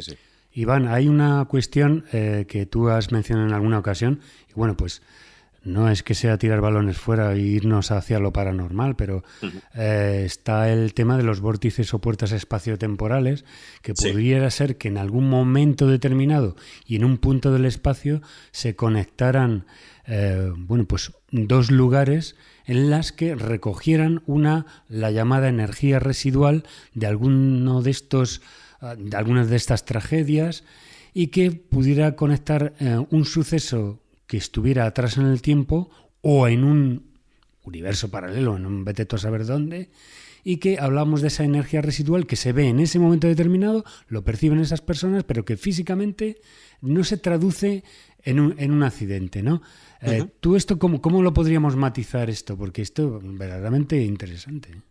Yo no soy científico ni estudio este tipo de fenómenos, pero por lo que sí dicen los expertos y los científicos, si nos basamos en ciencia pura y dura, y hay muchos científicos, incluso basándose en las teorías de Einstein, etcétera, del desdoblamiento del espacio también, de que podemos atravesar 2 puntos en el espacio de un lugar a otro prácticamente en un segundo o muy rápidamente, lo que ellos enfocan es que estas situaciones puede ser que 2 planos, si tenemos la idea de que estamos viviendo pues, en un plano, en una dimensión determinada, y a nuestro lado hay X dimensiones donde se están produciendo universos paralelos y vidas paralelas, que en algún punto esos 2 planos se entrelacen y se entrecrucen, y ese tipo de situaciones que están pasando en otro plano, pues de repente aparezcan en el nuestro y se vuelvan a ir hacia el otro lado. Es la teoría que los científicos le están dando a este tipo de fenómenos, que como tú bien lo has llamado, hablan de esa energía residual. Otros científicos hablan de esas puertas, especie de puertas espaciotemporales, como el caso incluso del que hablaba de este piloto casi de finales de la Primera Guerra Mundial, de Victor Godard, donde consigue ir a otro tiempo, y esos casos están totalmente documentados, y además encima es que no es creerlo, es que por ejemplo Victor Godard se trajo pruebas que 40 años después se demostró que todo lo que había dicho y que había visto, que los aviones de la RAF iban a ser amarillos en el futuro, que los mecánicos de la RAF iban a tener este mono en concreto con este tipo de tela, que el aeródromo iba a tener esto tal, y lo adivinó absolutamente todo. O sea que, y en España hay un hecho también muy famoso del vuelo 502 de Aviaco, la antigua Aviación y Comercio, y entre Bilbao y Santander se produce un hecho absolutamente insólito, donde el avión, pues en un trayecto de 17-20 minutos, hace un vuelo de 35 minutos y no saben esos otros 17 minutos prácticamente dónde está situado el avión. Toda la telemetría del avión, todos los instrumentos se vuelven locos. La tripulación lo confirma incluso que empiezan a volar hacia atrás, que en vez de recorrer millas, lo que hacen es que están volando y perdiendo millas. Hay un informe oficial de eso. Entrevistado incluso a la sobrecargo del vuelo, el comandante ha fallecido en este caso, y los miembros de la tripulación lo ratifican, y aquel avión no se sabe dónde estuvo durante 15 minutos, pero sí saben que gastó muchísimo más combustible del que tenía que haber gastado, claro. Probablemente haya estado en otro lugar y aterrizó donde debía de haber aterrizado, pero había recorrido el doble de millas y gastado el doble de combustible. Iván, te voy a preguntar por un caso que seguramente le conoces, que se le conoce como Cállate Pesao, Plaf. ¿Cómo se conoce? Cállate Pesao, Plaf. Vale. O Cállate Gringo, ¿no? Sí, ¿sabes a qué me refiero? En el año 1983... el accidente de Avianca. No, el Boeing 747 que se estrella en Mejorada del Campo. Era de Avianca, creo, si mal no recuerdo. No sé si era de Avianca, no lo recuerdo. Sé que venía de Colombia. Sí. Y sabes que se armó mucho revuelo porque murieron 181 personas. ¿Por qué? Porque anteriormente, según revela la caja negra, lo que es el telémetro de vamos, lo que cuenta la altura con, no sé cómo lo llama, el altímetro. El radioaltímetro, sí. Este le dijo, oye, que esto dice que vamos muy cerca del suelo, y le dijo, cállate, pesas, esto es que está mal. Sí. Por eso se le conoce como el cállate pesado Plaf, ¿no? Y murieron... En concreto el radioaltímetro lo que te va diciendo es terrain, te vas acercando al terreno. Sí, cuando ya estás muy cerca del terreno te dice pull up, pull up, que es que tires de Arriba. los mandos para arriba porque Ya. el castañazo es inminente. Entonces se le escucha al comandante colombiano de Avianca, que él Sí. pensaba que no estaba equivocado y como las voces son americanas, ¿no?, de los Boeing, Sí. él le dice cállate gringo y desconecta la alarma y en Sí, ese señor, momento es cuando se señor. estrella. Bueno, yo lo he traducido, cállate Sí, que sí. salgo. Pues, Pero sí. este caso fue muy, muy hablado en su día, porque incluso estaba entonces, creo que el alcalde de Madrid, Tierno Galvani, fue allí a mejorar el campo. Pero el problema viene después, con el accidente de este avión. Resulta que a partir de ese momento, alguien que iba en ese avión puede estar conectado con una mendiga que aparece en la calle de Fuencarral, que se dedica a pedir, que pasa por la iglesia del Padre Ángel de vez en cuando, que sube y que baja y que todo el mundo llama Rebeca. Y que a todo el mundo le cuenta la misma historia. Le da una limona y le dice, yo me maté en el avión de Mejorada del Campo. Joder. Y un día Rebeca desaparece, ¿entiendes? Y alguien va, bueno, ya sé que es una historia que es muy legendaria, ya lo sé, pero bueno, alguien cuenta que yendo a la tumba de la famosa Rebeca, todas las monedas que había ido recibiendo durante esos años el supuesto fantasma de esta mujer que iba en ese avión, había dejado todas las moneditas detrás de su tumba en un tiesto. No sé si Es una conoces la historia para contar en Halloween, ¿eh? No, Esto es la para verdad contar que en no. Halloween por la noche. Sí, sí, Exacto. totalmente. Yo te voy a contar una cosa, Juan Ignacio, que seguro que tú no sabes. Mira, de las pocas Mira. veces que te voy a pillar. ¿Tú sabes que Podium Podcast tiene un podcast dedicado a este accidente aéreo? Ah, pues ¿A no que lo sabía. va? Pues mira, ¿ves? Se llama Olafo, de Arturo Lezcano. Os lo recomiendo que lo escuchéis. No va tanto por la parte fantasmal, sino por la parte de las personas que murieron en ese accidente, Sí. que había gente muy relevante del mundo de la cultura, por ejemplo. Sí, Olafo en efectivamente. Podium Podcast. Os recomiendo que lo escuchéis.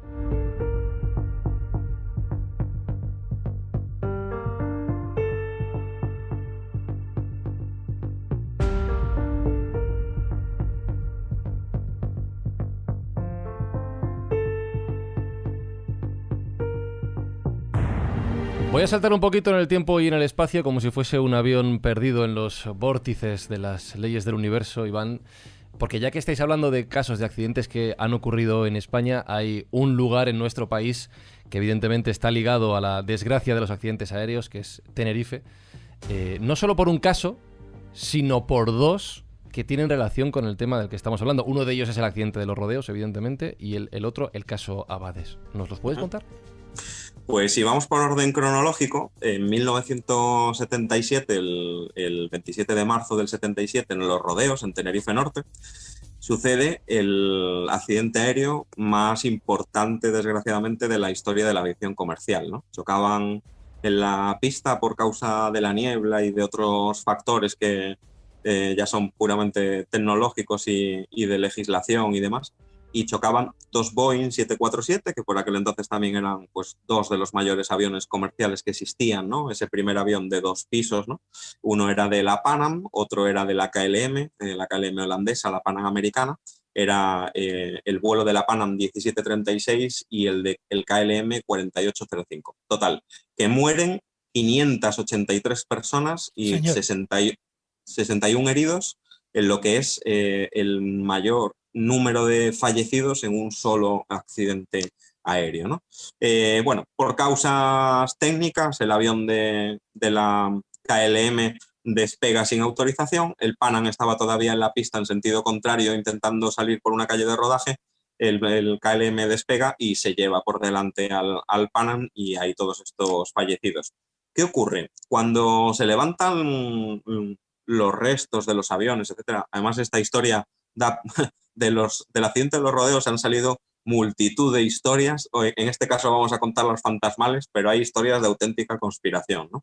Se producen una serie de apariciones, ¿no? Después, semanas después del accidente, empiezan a aparecer testimonios de visiones dentro del aeropuerto.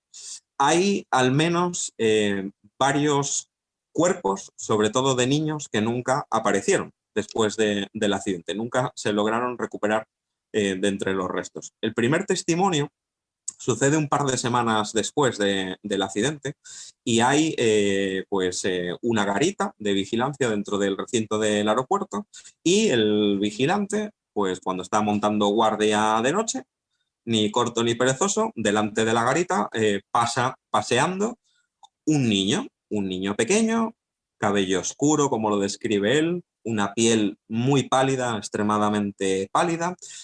El aura de esa pequeña persona parecía como si desprendiera un poco de brillo, algo que lo rodeaba entero, que desprendía brillo, y el niño llevaba un camioncito de juguete en la mano. Él lo ve caminar delante de la garita perfectamente, aproximadamente entre 15 y 20 segundos, y claro, lo primero que piensa es, le calculó más o menos 4 o 5 años de edad. ¿Qué podría estar haciendo un niño de aquella edad con un camioncito de juguete a medianoche pues, por el aeropuerto de Tenerife Los Rodeos, ¿no? Este hombre enseguida entró en un estado de ansiedad bastante importante. En un primer momento salió a buscar a ver si encontraba al niño. Al niño no lo volvió a ver nunca más, ni rastro de que hubiera pasado por allí. Llamó al teléfono de guardia de los superiores, se presentan allí los superiores. Cuando ya llegan, este hombre ya está en plena lipotimia prácticamente y se había quedado absolutamente blanco al ver esa presencia fantasmal, ¿no? Lo único que nunca pudo llegar a ver con claridad fue el rostro del niño. Nunca lo pudo identificar. Luego, ya muchísimos años después, en el 2004, en marzo del 2004, hay un segundo testimonio. En este caso, hay unos militares que están de instrucción nocturna dentro del recinto aeroportuario de Tenerife Los Rodeos a las 2:30 de la madrugada aproximadamente, y uno de ellos que está haciendo instrucción, unas maniobras, etcétera, de repente se levanta y dice: he visto una niña, acaba de aparecer una niña por delante de mí. Él la describe como una niña de 7 años, melena oscura, unos ojos azules muy intensos, llenos de brillo, y otra vez exactamente lo mismo. Era un cuerpo rodeado de luz, de una luz pues etérea, que se dice de ese tipo, ¿no? Y era prácticamente una presencia más fantasmal que una niña realmente de carne y hueso.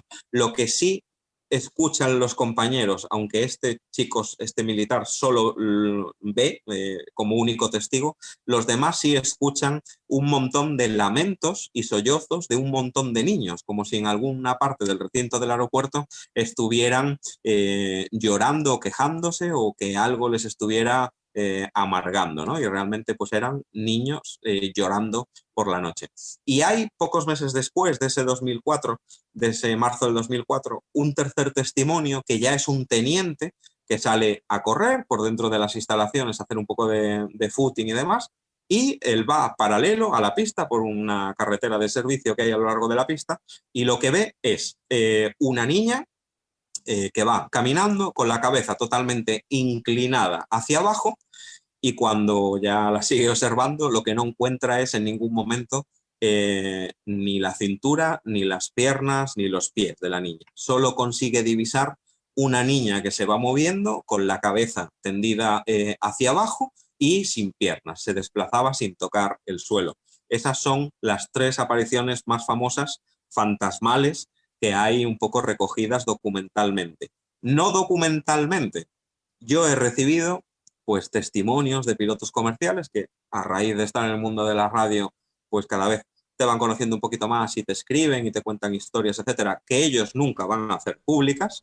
Y hay pilotos que han aterrizado y en el momento que el avión está decelerando, en el punto exacto donde han impactado los 2 Boeing 747, ven esferas de luz moviéndose incesantemente de un lado al otro de la pista, y siempre recalcan lo mismo. Es exactamente el punto donde habían chocado aquellos 2 aviones comerciales. Solo añadir Perdón. nada, una cosa ya era, como estamos recomendando también libros, hay un libro donde se recogen muchísimos de estos testimonios 30 o 30 y tantos años después de que ocurriera este catastrófico accidente aéreo. Me refiero al de Juanca Romero, que se titula Catástrofe 77, tragedia en los rodeos, donde él también, este periodista canario, también recogió varios testimonios de lo que tú dices, de la niña fantasma, de un niño, o sea, siempre son niños los que están alrededor de este asunto. Y es verdad que estamos hablando solo de casos fantasmales, pero como tú bien decías, hay multitud de facetas y de flecos que tiene este accidente, como historias sobre tráfico de uranio, hubo premoniciones, ¿no?, de gente que ya aventuró que esto iba a ocurrir y cosas similares. Pues digo que es un caso, es un poco el caso de los casos. Es verdad que es la mayor tragedia, ¿no? En fin, que murieran casi 600 personas es terrible, pero es verdad que en ese lugar esa energía remanente todavía se sigue manteniendo, y creo que son de los posiblemente de los testimonios más numerosos que hay, y tú lo acabas de comentar, que a día de hoy se sigue recogiendo, aunque sea de una forma anónima. Exacto. Evidentemente no voy a citar nombres, pero es que una de las personas que fallecieron en este accidente de los rodeos era la hermana de una amiga mía. Y no oficialmente, lógicamente, porque la familia ni quiere hablar de ello, parece ser que durante mucho tiempo ella estuvo presentándose en casa, el espíritu, de alguna manera, de la hermana de esta muchacha. Y no quería ni hablar de ello porque esto era una familia muy escéptica y tal, pero ese caso yo lo conocí muy de cerca porque, lógicamente, pues algo me tocó. Y aprovecho para preguntarte, sí, es que justo que ha dicho esto Juan Ignacio, Iván, has remarcado que los pilotos no quieren hablar de estas cosas. Muchos se están abriendo en el campo, por ejemplo, de los expedientes OVNI, de objetos voladores no identificados, etcétera. Eso se está abriendo mucho más. Ya cada vez cuesta menos el hablar en público, ¿no? De hecho, casi que yo percibo que lo que tienen es ganas de hablar ahora, cuando antes era lo contrario. Pero cuando ya hablamos de este tipo de fenómenos, hay mucha más reticencia, ¿no?, a la hora de decirlo. Si te lo trasladan, puedes contar el caso, pero por favor no digas qué vuelo, qué tripulación, etcétera, qué día. Se evaden un poco más y, bueno, se agradece que lleguen testimonios, pero es cierto que, bueno, siempre cobraría muchísimo más veracidad, ¿no?, si se diera el caso entero, ¿no? Pero sí, les cuesta mucho confesarlo en público. El caso es que es un factor común cuando hay este tipo de catástrofes en el que muere mucha gente. El escritor e investigador Javier Pérez Campos, en su libro, uno de sus libros últimos, comenta todos estos avistamientos de entes deambulantes, por ejemplo en Belchite. Los guardianes, me parece que camping, los guardianes. Sí. Los guardianes. O en el camping también. En el camping de los Alfaques, Sí. ese incendio tan horroroso que hubo. Es decir, ahí hay, bueno, pues un escenario de dolor colectivo, además. Y en este caso, en el de los Alfaques, contaba que había, pues igual que en el del aeropuerto, en la carretera aledaña donde se produjo toda esta debacle, gente caminando, familias con la mano de la mano de sus hijos y tal, deambulando por allí como perdidos, sin rostro, o sea, como igual, describen sin vérseles la cara, y bueno, esa fantasmogénesis que en ciertos núcleos de dolor pues aparece de una forma colectiva, ¿no? Uh-huh. Jesús.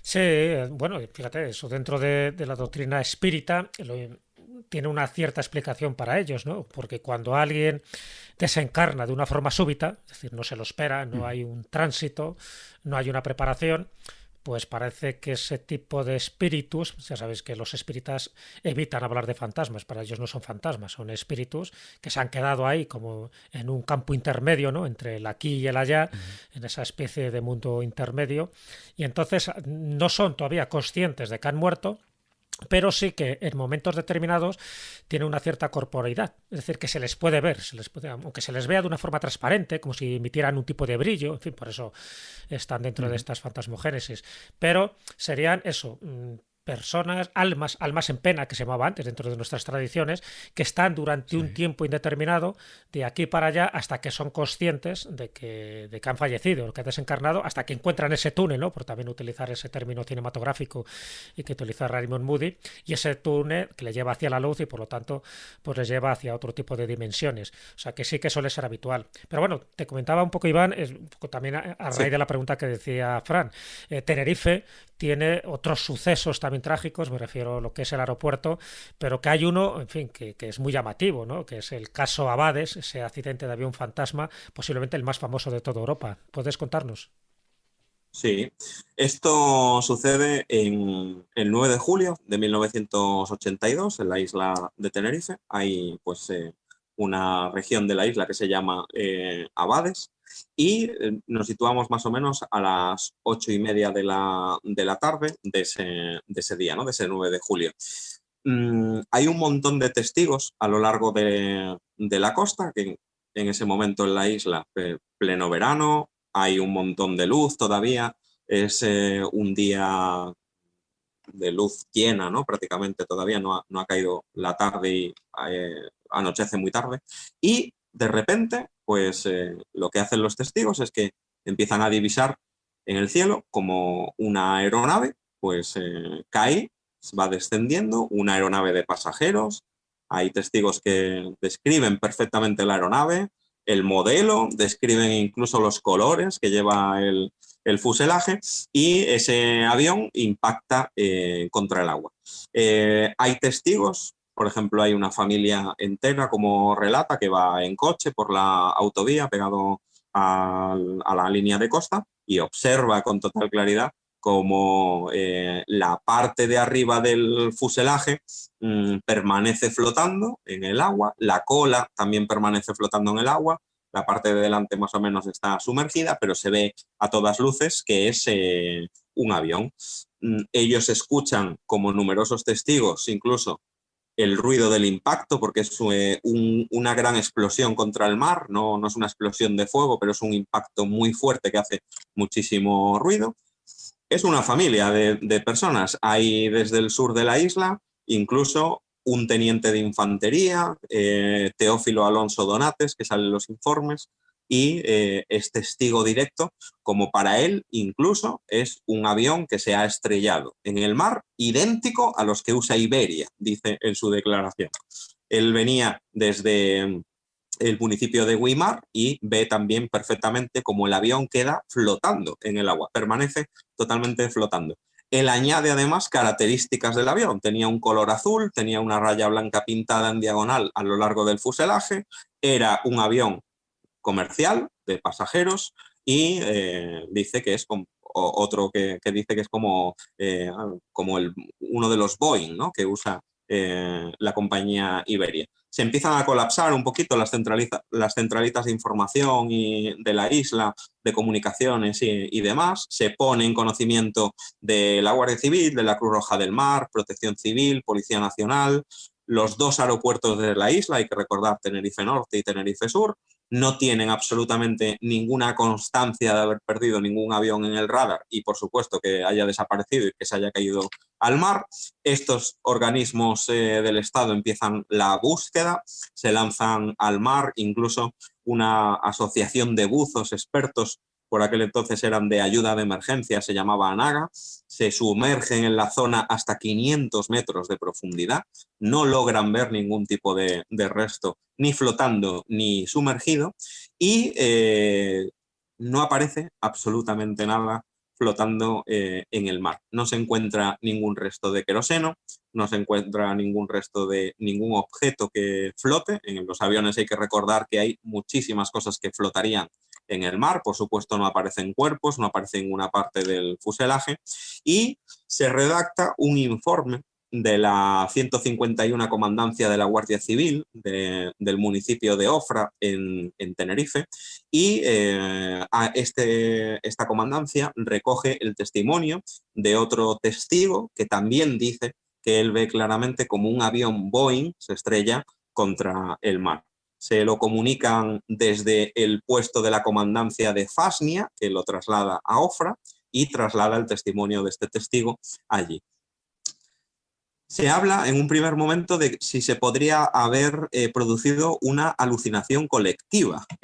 Hay muchas personas que en determinado momento parece ser que pueden ver una cosa que está sucediendo y se incita a una alucinación colectiva, como dicen los expertos médicos, y podría haberse dado el caso.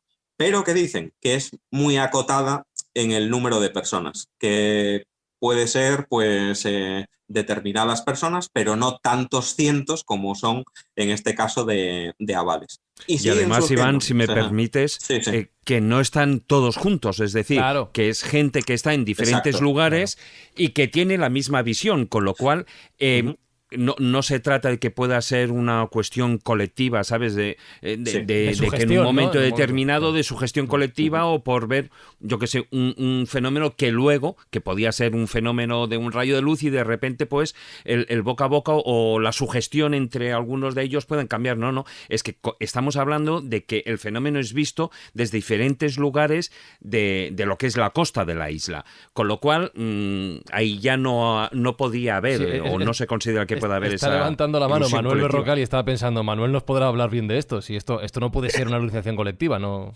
creo yo, ¿no? ¿O nos equivocamos? Bueno, es que yo más bien lo que voy a hablar, más que de una alucinación colectiva, vamos a ver, la posibilidad de una alucinación colectiva muchas veces se utiliza para cubrir algo que no sabemos muy bien cómo explicar, que quede muy claro. La psiquiatría llega a muchos niveles, pero bueno, todavía tiene sus pequeñas limitaciones. El problema normalmente en estos casos, y lo digo más por experiencia, es que cuando tú vas a buscar un supuesto caso de estos de que ha afectado a muchas personas, en realidad lo que te encuentras es que ha habido un boca a boca muy importante. Es decir, cuando hablamos de un caso que tiene ya a lo mejor 15, 20, 30 años. El problema que existe es que no sabemos hasta qué extremo existe una contaminación producida por los investigadores. Es muy habitual que los señores investigadores o los periodistas o demás, cuando llegan a un sitio no preguntan ¿y usted qué ha visto? Sino que dice, se cayó no sé qué está y lo ha visto usted. Con lo cual estamos haciendo una intoxicación. Con lo cual yo si he visto un fenómeno extraño puedo identificarlo con lo que tú me estás diciendo. Efectivamente, vale. Porque tú no sabes qué es lo que has visto. Yo he visto un fogonazo de luz, por ejemplo. Efectivamente, pero si yo te digo, no, yo ha visto usted como si fuera un avión que se caía. Y claro, evidentemente, tu cerebro lo primero que hace es decir, coño, pues eso puede ser verdad. Con lo cual, el gran problema que existe en todos estos casos es que la mayoría de los estudios que se realizan es pasado años, con lo cual no puedes en un momento determinado valorar hasta qué extremo, no puedes, vamos a ver, decir que no sea cierto, cuidado. No seamos tan Pero tú quieres demostrarlo. Lo que pasa, Manuel, es que en el caso de Abades hay la constancia de que, además estamos hablando del año 92, o sea, los móviles todavía no funcionaban. 92, perdón. 80, el año de Naranjito. Fue en el 82, ¿no? Sí, 82. 82. Sí. Entonces, el problema está en que existe la constancia en aquel momento y tal, ya no solo de las llamadas a la Guardia Civil, sino también que algo era muy normal en aquella época, porque, bueno, también el periodismo era de otra manera, que había mucha gente que llamaba directamente a las redacciones de los periódicos o de la radio. Llamaban para decir que acababan de ver ese fenómeno, etcétera, etcétera, ¿no? Entonces, vamos a ver, no es la investigación posterior, es lo que en aquel momento también la gente llamó. El primer problema surge cuando la gente llama a la policía y dice, oiga usted, he visto una cosa rara. Muchas veces la policía no tiene ni idea de nada de estos temas. No, lo siento, es la verdad. He sido colaborador de la policía durante muchos años, con lo cual sé muy bien de lo que estoy hablando. Bueno, entonces aerolíneas, policía, seguimos siendo amigos. Dale. No, pero vamos a ver, o sea, normalmente ellos tienen la circunstancia de que estas cosas les llega la información. Lo primero, normalmente no saben qué hacer con ella, porque no saben en qué departamento meterlo. Y lo segundo es el problema de que cuando llega un comentario, inmediatamente se empieza a completar con otros comentarios cercanos. Y muchas veces la situación es que inmediatamente la policía intenta llegar a un conocimiento a través de un periodista, de un supuesto investigador de cosas raras y eso. Y entonces, claro, ahí ya la información es cuando empieza ya a desviarse completamente. No hace falta que pasen muchos años. Tienes la situación clara. Cuando tú ves, por ejemplo, los alfaques se empieza a hablar directamente de que existían fantasmas en el 94, me parece que es. Es decir, ¿cuántos años Pero es cuando se atreven a hablar, que es distinto. No, es cuando hay alguien que habla en prensa de ellos. Que, o sea, no, vamos a ver, lo que no quiero es que se entienda que todo esto es falso, sin duda alguna. No estoy diciendo eso. Lo que sí quiero que se entienda es que muchas veces toda esta información que nos llega con una base, o sea, con una capa de elementos super añadidos, que son los que normalmente, luego son los que normalmente nos quedamos con ellos. Porque yo os puedo contar casos en Madrid de supuestos fantasmas que aparecen y que lo que se cuenta hoy en mismo en esas rutas que se están haciendo no tienen nada que ver con la historia original. ¿Por qué? Porque se ha ido añadiendo elementos que más o menos han tenido un interés y demás, o que tienen un elemento más morboso, o lo que queramos. No nos vamos a meter en eso, pero se han ido añadiendo. Igual que hablo de eso, puedo hablar de cualquier otro caso que en un momento determinado vamos a tener una situación semejante. O sea, que quede claro, no quiero decir que estas cosas no existan. No, Sería lo último que quisiera dar. Lo que quiero que se entienda es que muchas veces cuando se han pasado 20 años y hablamos de ello, la información no se puede coger a pies juntos. Más legendaria que contaminada. Está claro. Hay una contaminación. Y los que nos dedicamos a las leyendas sabemos cómo a veces surge una leyenda, cómo se funciona modifica, eso. cómo se tergiversa, cómo se añade. Pero bueno, es verdad que casi siempre en esa leyenda, en esa visión, hay un hecho real que luego es interpretado pues en función del testigo, ¿no? O del cronista de turno.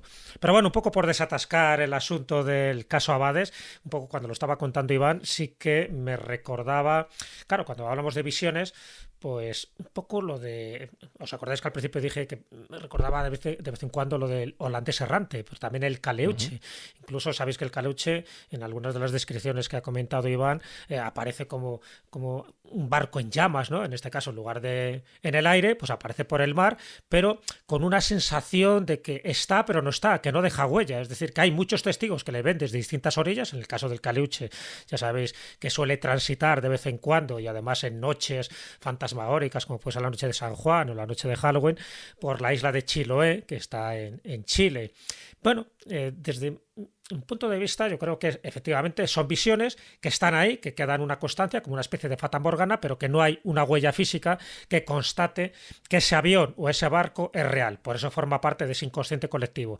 Pero antes, cuando hemos hablado de apariciones y desapariciones, todavía no se ha citado ningún caso, Iván, donde esa neblina extraña, esa neblina verde, que aparece en tantos casos del mundo de la ufología y también de la parapsicología, pues en este caso todavía no has contado ninguno. Entonces me gustaría que rescataras en tu archivo alguno donde esa neblina sea un poco como el detonante de una aparición o desaparición de alguno de estas aeronaves. Pues mira, tenemos... yo sé que te he pasado una serie de... Por ejemplo, en Ohio, 1976, sí, por ejemplo. En el 76, sí. Ese caso del que comenta Jesús de esa niebla tan peculiar, ¿no? Este caso se hizo famoso porque un periódico americano publica una declaración de un cuerpo de búsqueda y rescate de uno de los miembros, y decía que había desaparecido supuestamente un avión, se había estrellado, etcétera, y se daba por concluidas las tareas de rescate porque no podían encontrar absolutamente nada, ¿no? Era del condado de Indian Creek en los Estados Unidos, en condado de Butler, en Indian Creek, en Ohio. Supuestamente había un avión que cubría la ruta desde Oxford a Cincinnati una noche, a las 11 de la noche, y se ve pues una especie de destello blanco en el cielo sobre una zona que está pues bastante transitada y habitada por cazadores que conocían muy bien la zona. Después de ver ese destello blanco, los cazadores lo que escuchan es un impacto muy grande contra el terreno, e incluso llegan a escuchar a personas gritando como si estuvieran pues supervivientes de ese supuesto accidente aéreo, ¿no? ¿Y qué dicen los cazadores de la zona? Sobre todo lo que describieron es que, bueno, después de preguntar los servicios de rescate al control aéreo, control de notificaciones de ruta, etcétera, no se da por perdida ninguna aeronave comercial, no se da por desaparecido ningún avión y no se da tampoco por desaparecido ese supuesto avión que cubría esa ruta desde Oxford a Cincinnati. Y parece ser que esa noche había aviones que habían escuchado por la radio una llamada de emergencia de un avión que tenía problemas y que también estaba descendiendo con problemas. Cuando no se encuentra nada, lo que dicen los cazadores de la zona, etcétera, es que lo que se encontraron en el lugar donde supuestamente ellos vieron que había caído aquel avión era una niebla totalmente anómala en el lugar. Era una niebla que parece ser que tampoco se daba en muchas circunstancias en aquella zona, era muy raro, era una niebla absolutamente repentina. De hecho, se echa tal niebla sobre la zona que incluso ya se tienen que suspender las operaciones de búsqueda y rescate, y cuando ya desaparece esa niebla al día siguiente, continúan las labores de rescate, pero realmente al final no se consigue localizar ni un solo resto del fuselaje, de avión accidentado, de cuerpos y absolutamente nada. Pero sí cabe destacar ese caso con esa niebla misteriosa, y sobre todo es curioso que los testigos escucharan gritos, lamentos, gritos de ayuda, y escucharan pues esa explosión y ese supuesto avión pues descender contra el terreno. Eso tiene un factor común, esas nieblas, ¿verdad, Jesús? Que eso lo hemos visto muchas veces en la ufología, como cuentan los ufólogos, que hay de repente un vehículo está circulando por una carretera, se echa encima una niebla y aparece en otro sitio 300 kilómetros más para un lugar en el que bueno, lo has recorrido en media hora. Y hay missing time, además, hay como una pérdida de tiempo también. Missing time, un espacio perdido. Un tiempo perdido, esa niebla, y es una característica de factor común con la ufología, ¿eh? Incluso acompañada de la famosa campana de irrealidad, que se hace un silencio ahí espectacular y que es como una especie de cambio de dimensión, ¿no? Pero, Jesús, ¿tú has preguntado por una niebla verde o me lo he inventado yo? Sí, es una niebla verde porque es la niebla que estoy viendo de fondo de Juan Ignacio. Ah, vale, ahí en mitad del campo. Sí. En mitad, pues ten cuidado, Juan Ignacio, no va a desaparecer, pero sí, en el mundo de la ufología es cierto lo que decía Marcos, esa niebla tiene un color y en general no la describen con una niebla azul, una niebla amarilla, la describen con una niebla verde. No sé si el verde es que tiene un espectro de color que te hace desaparecer o por lo menos te hace trascender, pero creo que Juan Ignacio, por alusiones, creo que ha pedido la palabra y antes de que desaparezca, manifiéstate. Bueno, pues mira, cuando uno está metido en esta niebla de color verdoso, esmeraldino y tal, ¡puf!, desaparece de repente. Por cierto, Iván, ya que estás aquí, te voy a preguntar sobre uno de los casos más famosos, tu opinión. Sí. No nos vamos a poner a investigar nada. El vuelo 19, Fort Lauderdale. Los TV Avenger famosos. ¿Qué te parece a ti? Contándonos el caso un poquito por encima, por favor. Lo contó Ponseti, bueno, hacemos referencia también a un programa que hicimos con José Antonio Ponseti, que ya sabéis que tiene un libro sobre ello. Un libro que se llama Así vuelo 19, ya sabéis que me gusta dar bibliografía. Iván, todo tuyo. Cuenta. Bueno, el famoso escuadrón americano, ¿no? Ese que desapareció, el famoso vuelo 19, que era pues un escuadrón de Avengers, si mal no recuerdo, y en el 45 creo que desapareció. El 5 de diciembre del 45.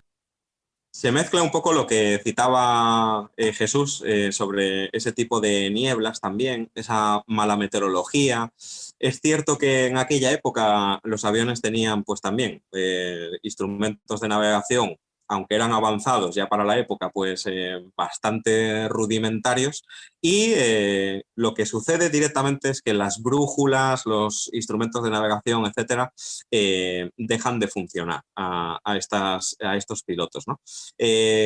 Se han valorado muchísimas hipótesis. Se han valorado que simplemente se despistaran y por el mal funcionamiento del líder del escuadrón, pues se los llevara a mar adentro, océano adentro, digamos, y no pudieran volver a aquella base de Fort Lauderdale en Estados Unidos.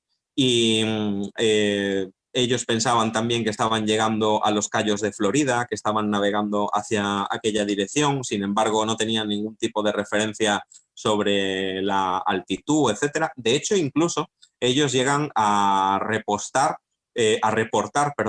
que están sobrevolando algún conjunto de islas y que tienen un pequeño trozo de tierra a la vista y nada más, ¿no? Y al final, pues, desaparecen para siempre sin dejar rastro. Pero lo curioso de este caso es que el avión de rescate, al final, cuando sale, desaparece también sin dejar rastro, unas horas después.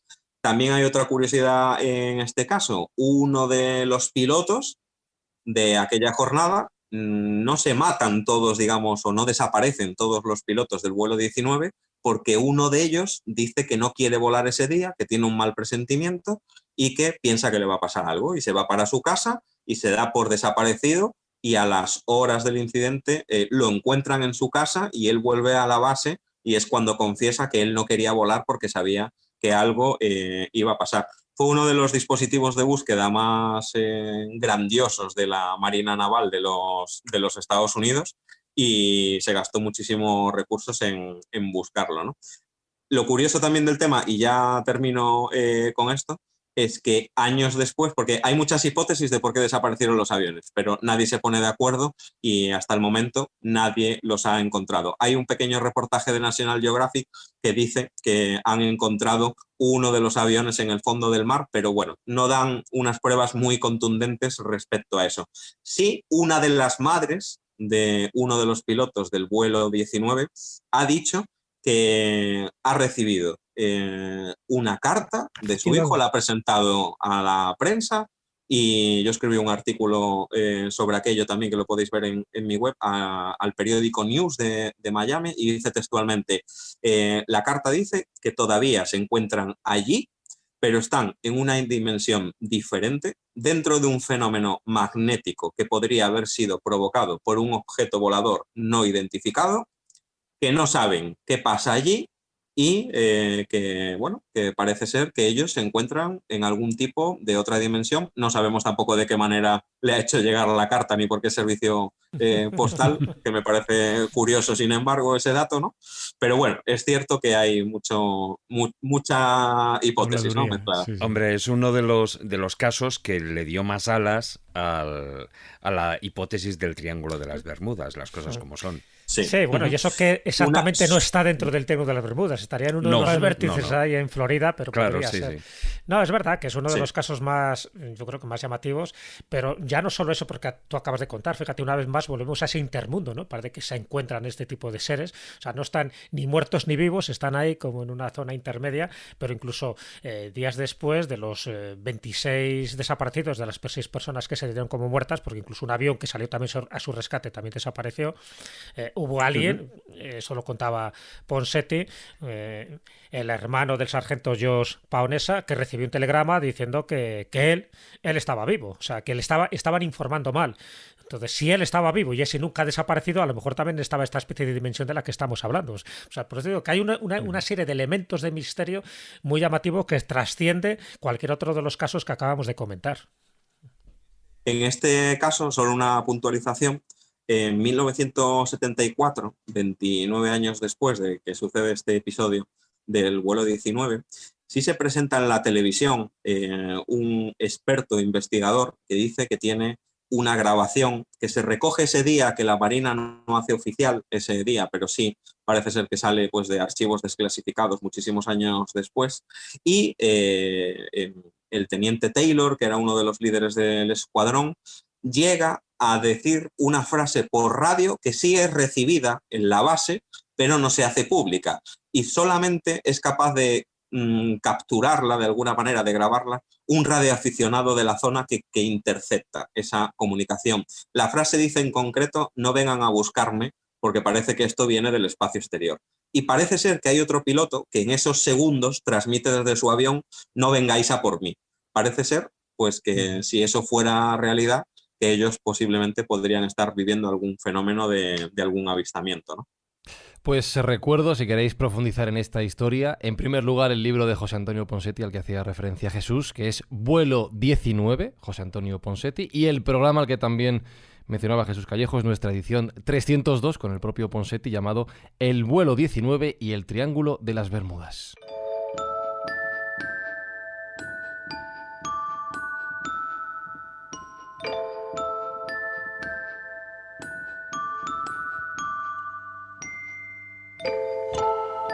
Jesús, el cuento que nos traes habla de fantasmas en esta ocasión. ¿De aviones, quizá? ¿De aviones fantasma, a lo mejor? Bueno, más que... ¿De nada de todo ello? De aviones no. Hay que ser originales.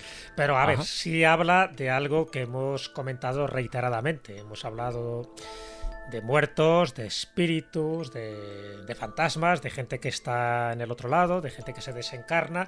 En fin, de ese intermundo, ¿no?, que es tan habitual en los casos de fantasmogénesis, sean en el vuelo, en el aire, en el mar o en la tierra.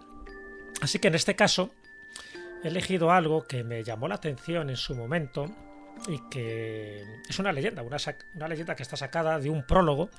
El prólogo es del libro La encuadernadora de libros prohibidos. Está editado por RBA en el 2010 y fue la primera y la última novela de Belinda Starling. Belinda Starling fue una escritora y una cantante inglesa. Ya te digo, esta leyenda, que yo creo que se la inventa directamente en Belinda Starling, pero que me pareció muy hermosa, que encaja muy bien en esto que hemos contado y que, bueno, que de alguna forma se está reflejando que el misterio está en todas las partes y también incluso en los accidentes aéreos. Y si os parece, yo la he querido titular El libro de las almas, ¿vale? Y si os parece, pues nos ponemos a relatarla.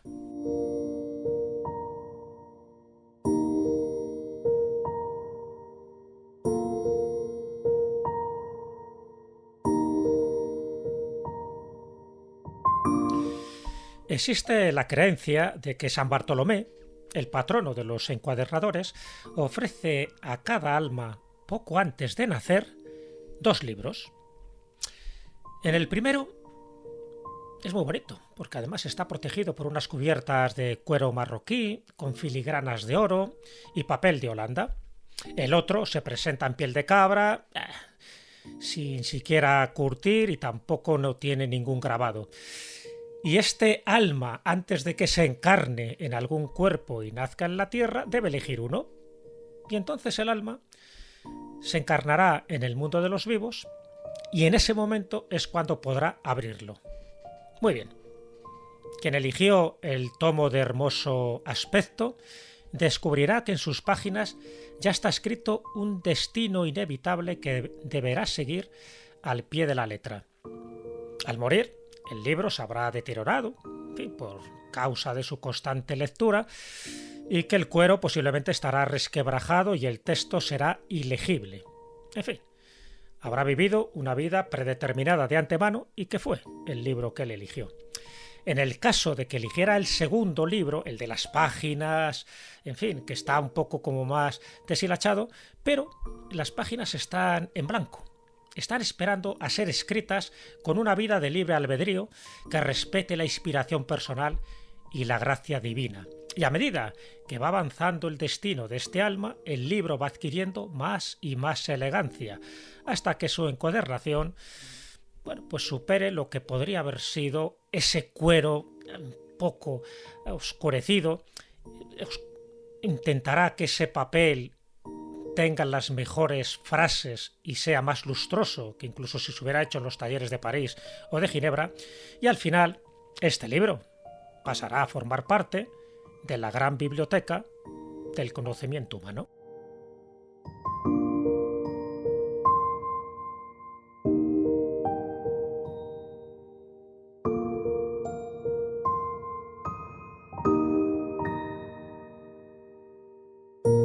No tiene que ver tanto en su fondo, pero sí en la forma, pero me estaba acordando todo el rato de aquel famoso dicho de no juzgues un libro por su portada. Exacto. Sí, porque a veces que es verdad que lo bonito, dices, bueno, qué bien, qué chulo, ¿no? Este libro, si fuera cierta esta leyenda de que San Bartolomé, pues es verdad que el primero es el de las cubiertas más chulas, pero al final, pues todo está escrito, ¿no? Claro, un poco, en definitiva, es lo que siempre se ha dicho. Si realmente nacemos aquí con una misión predeterminada, si todo ya está escrito, si al final ya hemos hecho un contrato, como dice Juan José Benítez, ¿no? Ya hemos hecho un contrato antes de nacer y por lo tanto tenemos que cumplir una serie de cosas, o no, o las páginas están en blanco y a ver qué pasa, ¿no? A ver qué ocurre. Claro, lo llamativo de esto, el trasfondo, os he dicho que forma parte del prólogo de una novela, La encuadernadora de libros prohibidos, de Belinda Starling. Belinda Starling murió en el año 2006 con 34 años, justo cuando preparaba un disco y cuando faltaban pocos meses para la publicación de esta primera novela, La encuadernadora de libros prohibidos. No sé yo si era una premonición, que también hemos hablado en este programa de premoniciones, pero me llamó la atención, ¿no? Que describiera esto, que no forma parte de ningún cuento, ni de Oriente, ni de Occidente, ni sufí, ni cristiano, ni musulmán, pero bueno, que de alguna forma yo creo que ejemplifica lo que muchos piensan, ¿no? Si aquí nacemos con todo escrito o aquí nacemos con ese libre albedrío que vamos escribiendo cada página. Yo no sé si los que mueren al final en un accidente trágico, sea de avión o sea de coche, pues al final eso estaba también escrito, si ese final estaba previsto. Pero bueno, a mí me recuerda un poco lo que dijo en su momento el empresario y cofundador de Apple, Steve Jobs. Steve Jobs, ¿sabes qué? En uno de los discursos, él, que ya falleció, y además falleció antes de tiempo realmente, él hablaba de que nuestro tiempo es limitado y que no había que malgastar viviendo la vida de alguien distinto, que no nos quedáramos atrapados en el dogma. Y ese dogma es vivir como otros piensan que deberíamos vivir, y que lo que es más importante, decía, ten el coraje para hacer lo que te dice tu corazón y tu intuición. Yo creo que al final, cuando nos vayamos de este mundo, nos iremos con las maletas bien llenas, que es en definitiva pues aquello que hemos querido dejar como huella para intentar, bueno, pues dejar también este mundo un poco mejor de como lo hemos encontrado. Por supuesto, ir ligeros de equipaje, yo creo que ir ligeros de equipaje es lo fundamental para cualquier ser humano, pero si tenemos que dejar algo, que sea eso, que sea un buen recuerdo, ¿no? O como decía James Dean, una frase mal atribuida, dejar un cadáver bonito. Yo creo que más que un cadáver bonito, por lo menos dejar un recuerdo bonito. Iván Castro, siempre intentamos que la moraleja también nos la diga desde tu punto de vista, lo que a ti te ha parecido o tú crees, ¿no? Si aquí venimos con una misión, si venimos con un destino, si ese destino se trunca por un accidente, o si realmente pues todo está por escribir y al final cada día es una auténtica sorpresa, pero también un auténtico regalo. ¿Tú qué opinas? Bueno, hay un dicho en la aviación que dice que siempre empezamos con dos sacos. Uno está lleno de suerte y el otro está vacío de experiencia. Entonces consiste en ir llenando el de experiencia antes de que se acabe el de la suerte. Entonces, si aplicamos eso, creo que será difícil que nos llevemos un susto en cuanto a un accidente aéreo, ¿no? Pero por regla general, pues yo creo que todos tenemos nuestro momento, nuestro camino, pero sí pienso que también podemos escoger muchísimos caminos antes de llegar a donde sí creo que ya está predestinado que lleguemos, y creo que elijamos la ruta que elijamos o el plan de vuelo que elijamos, al final pues acabaremos donde nos corresponde, y creo que de eso ya sí que no nos podemos librar. Vale, pero si puedo elegir que mi avión lo lleve Iván Castro, ¿vale? Por favor. Pues no tengo buena fama ya. Vale. Oye, Iván, pero sobre todo dejemos claro que a pesar de todo lo que hemos hablado en este programa, volar es seguro. Siempre. Como estadística para terminar, por cada 1.000.000 de despegues a lo largo del mundo entero de aviones, solamente existe un incidente, que no un accidente. Un incidente por cada 1.000.000 de despegues. O sea que seguiremos siendo siempre el medio para viajar más seguro. A mí me dejas más tranquilo mientras no haya neblina verde. No, y mientras no me encontré un fantasma en mitad del fuselaje, qué miedo. Iván Castro Palacios, gracias por acompañarnos, por todas estas historias. Animamos a los escobuleros a que te escuchen, a que te sigan, a que disfruten tus relatos. Y cuando quieras, en cuerpo presente, por favor, no fantasmagóricamente, te esperamos de vuelta aquí en la Escóbula de la Brújula. Muchísimas gracias. De verdad que un halago vuestra invitación y estaré encantado de estar con vosotros siempre que me dejéis. Muchísimas gracias. Un abrazo grande, Iván. Gracias, un abrazo. Otro grande. Un abrazo. Sí.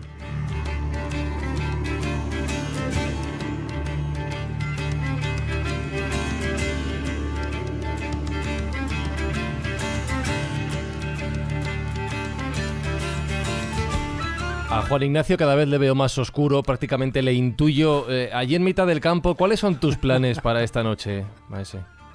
Pues esta noche voy a dormir, pero he aprovechado el día para inventar algo que es verdaderamente sorprendente dentro de mi búsqueda de trastos que hacen ruido. ¿Qué has hecho? Entonces se me ha ocurrido Adiós. crear esta maravilla que no, vamos, jamás tendré nada como ¿Qué esto. es eso? ¿Qué estás sacando? Esto ¿Qué es es eso? un tiestófono.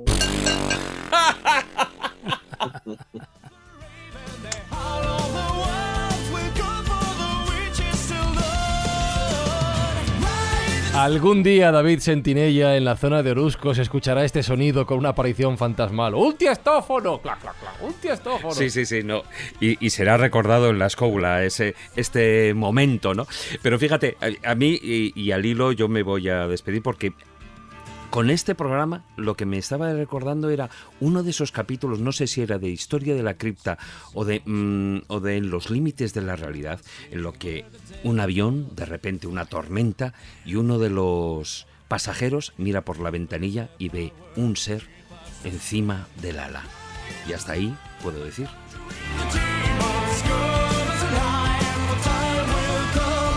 A mí Manuel Berrocal, no sé si conocéis la serie Mayday, Catástrofes Aéreas, claro, me está acordando todo el rato de eso. Mal. No sé tú, ¿cómo lo has pasado? Hombre, yo pasarlo bien, lo único que nadie piense que tengo nada contra la policía, ni tengo nada contra los pilotos, ni nada. Pero bueno, es que la historia es así. Vamos, yo viajar en avión no sé cuántas veces lo habré hecho, porque durante mi vida profesional pues me he visto la necesidad de estar cada 2 días o cada 3 cogiendo un avión. O sea, que imaginaros el miedo que le puedo tener a volar. Y por otro lado, pues oye, ya os digo que con la policía en su época, pues con el grupo Antisectas fui colaborador durante un montón de tiempo. O sea que al revés, tengo muy buenos amigos tanto en un campo como en el otro. Así que lo que les indico a los oyentes es precisamente lo que decíais, volar es lo más seguro, de verdad. Os lo digo y os lo digo claro. Y si voláis y veis a alguien raro entre medias y demás y tal, pues siempre preguntarle, y que a lo mejor el pobre está un poco aburrido y le viene bien una conversación.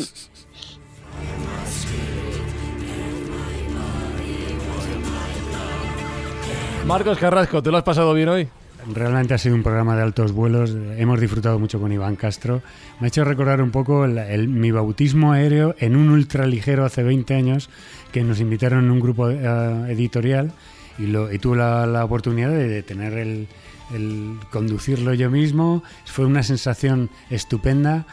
Pero si queréis tener a los que os da miedo volar, por favor iros por ejemplo a la exposición de Dalí en el IFEMA, donde en la última traca final es un dron con una visión 3D en 360 grados, que tú te pones gafas auriculares y tal, y tienes la sensación absolutamente de volar. Es como una especie de vuelo, de sueño lúcido, que te metes dentro de los cuadros de Dalí, las jirafas ardiendo, los elefantes esos zancudos, pero todo eso con los paisajes de Cadaqués. Bueno, la tecnología nos está abriendo muchas puertas y para los miedosos al aire y a los vuelos puede ser un recurso. Y si quieres algo más directo, vete a la Muela de Alarilla, cógete una vela de parapente y tírate. ¿Cómo está? Que eso sí que es una experiencia alucinante.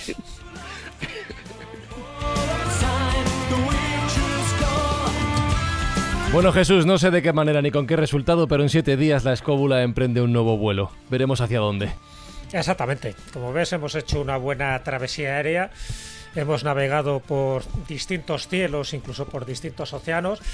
Y en principio, pues mira, hemos regresado todos sanos y salvos, a diferencia de dos grandes pilotos muy conocidos que también tuvieron sus aventuras, que era Amelia Earhart o Antoine de Saint-Exupéry. Nosotros sí que podemos contarlo y además creo que lo hemos contado bien, gracias a nuestro gran comandante Iván Castro Palacios. Pues escobuleros, la última información de servicio, como siempre, es que tenéis nuestras redes sociales a vuestra disposición, facebook.com/la escóbula de la brújula, si sois más de Twitter o de Instagram, @escobuleros, que en iVoox podéis acceder a la extróbula de este programa y de otras ediciones de la escóbula. A partir de 1,49 € al mes os hacéis mecenas del programa y tenéis acceso a todos los contenidos extra del programa, y que en Podimo tenéis acceso a las escobupedias con la nueva temporada que estamos publicando. Que en 7 días volvemos, ya veremos hacia dónde y con qué resultado. Besos, abrazos de Fran Izuzquiza y hasta la semana que viene. ¡Chao!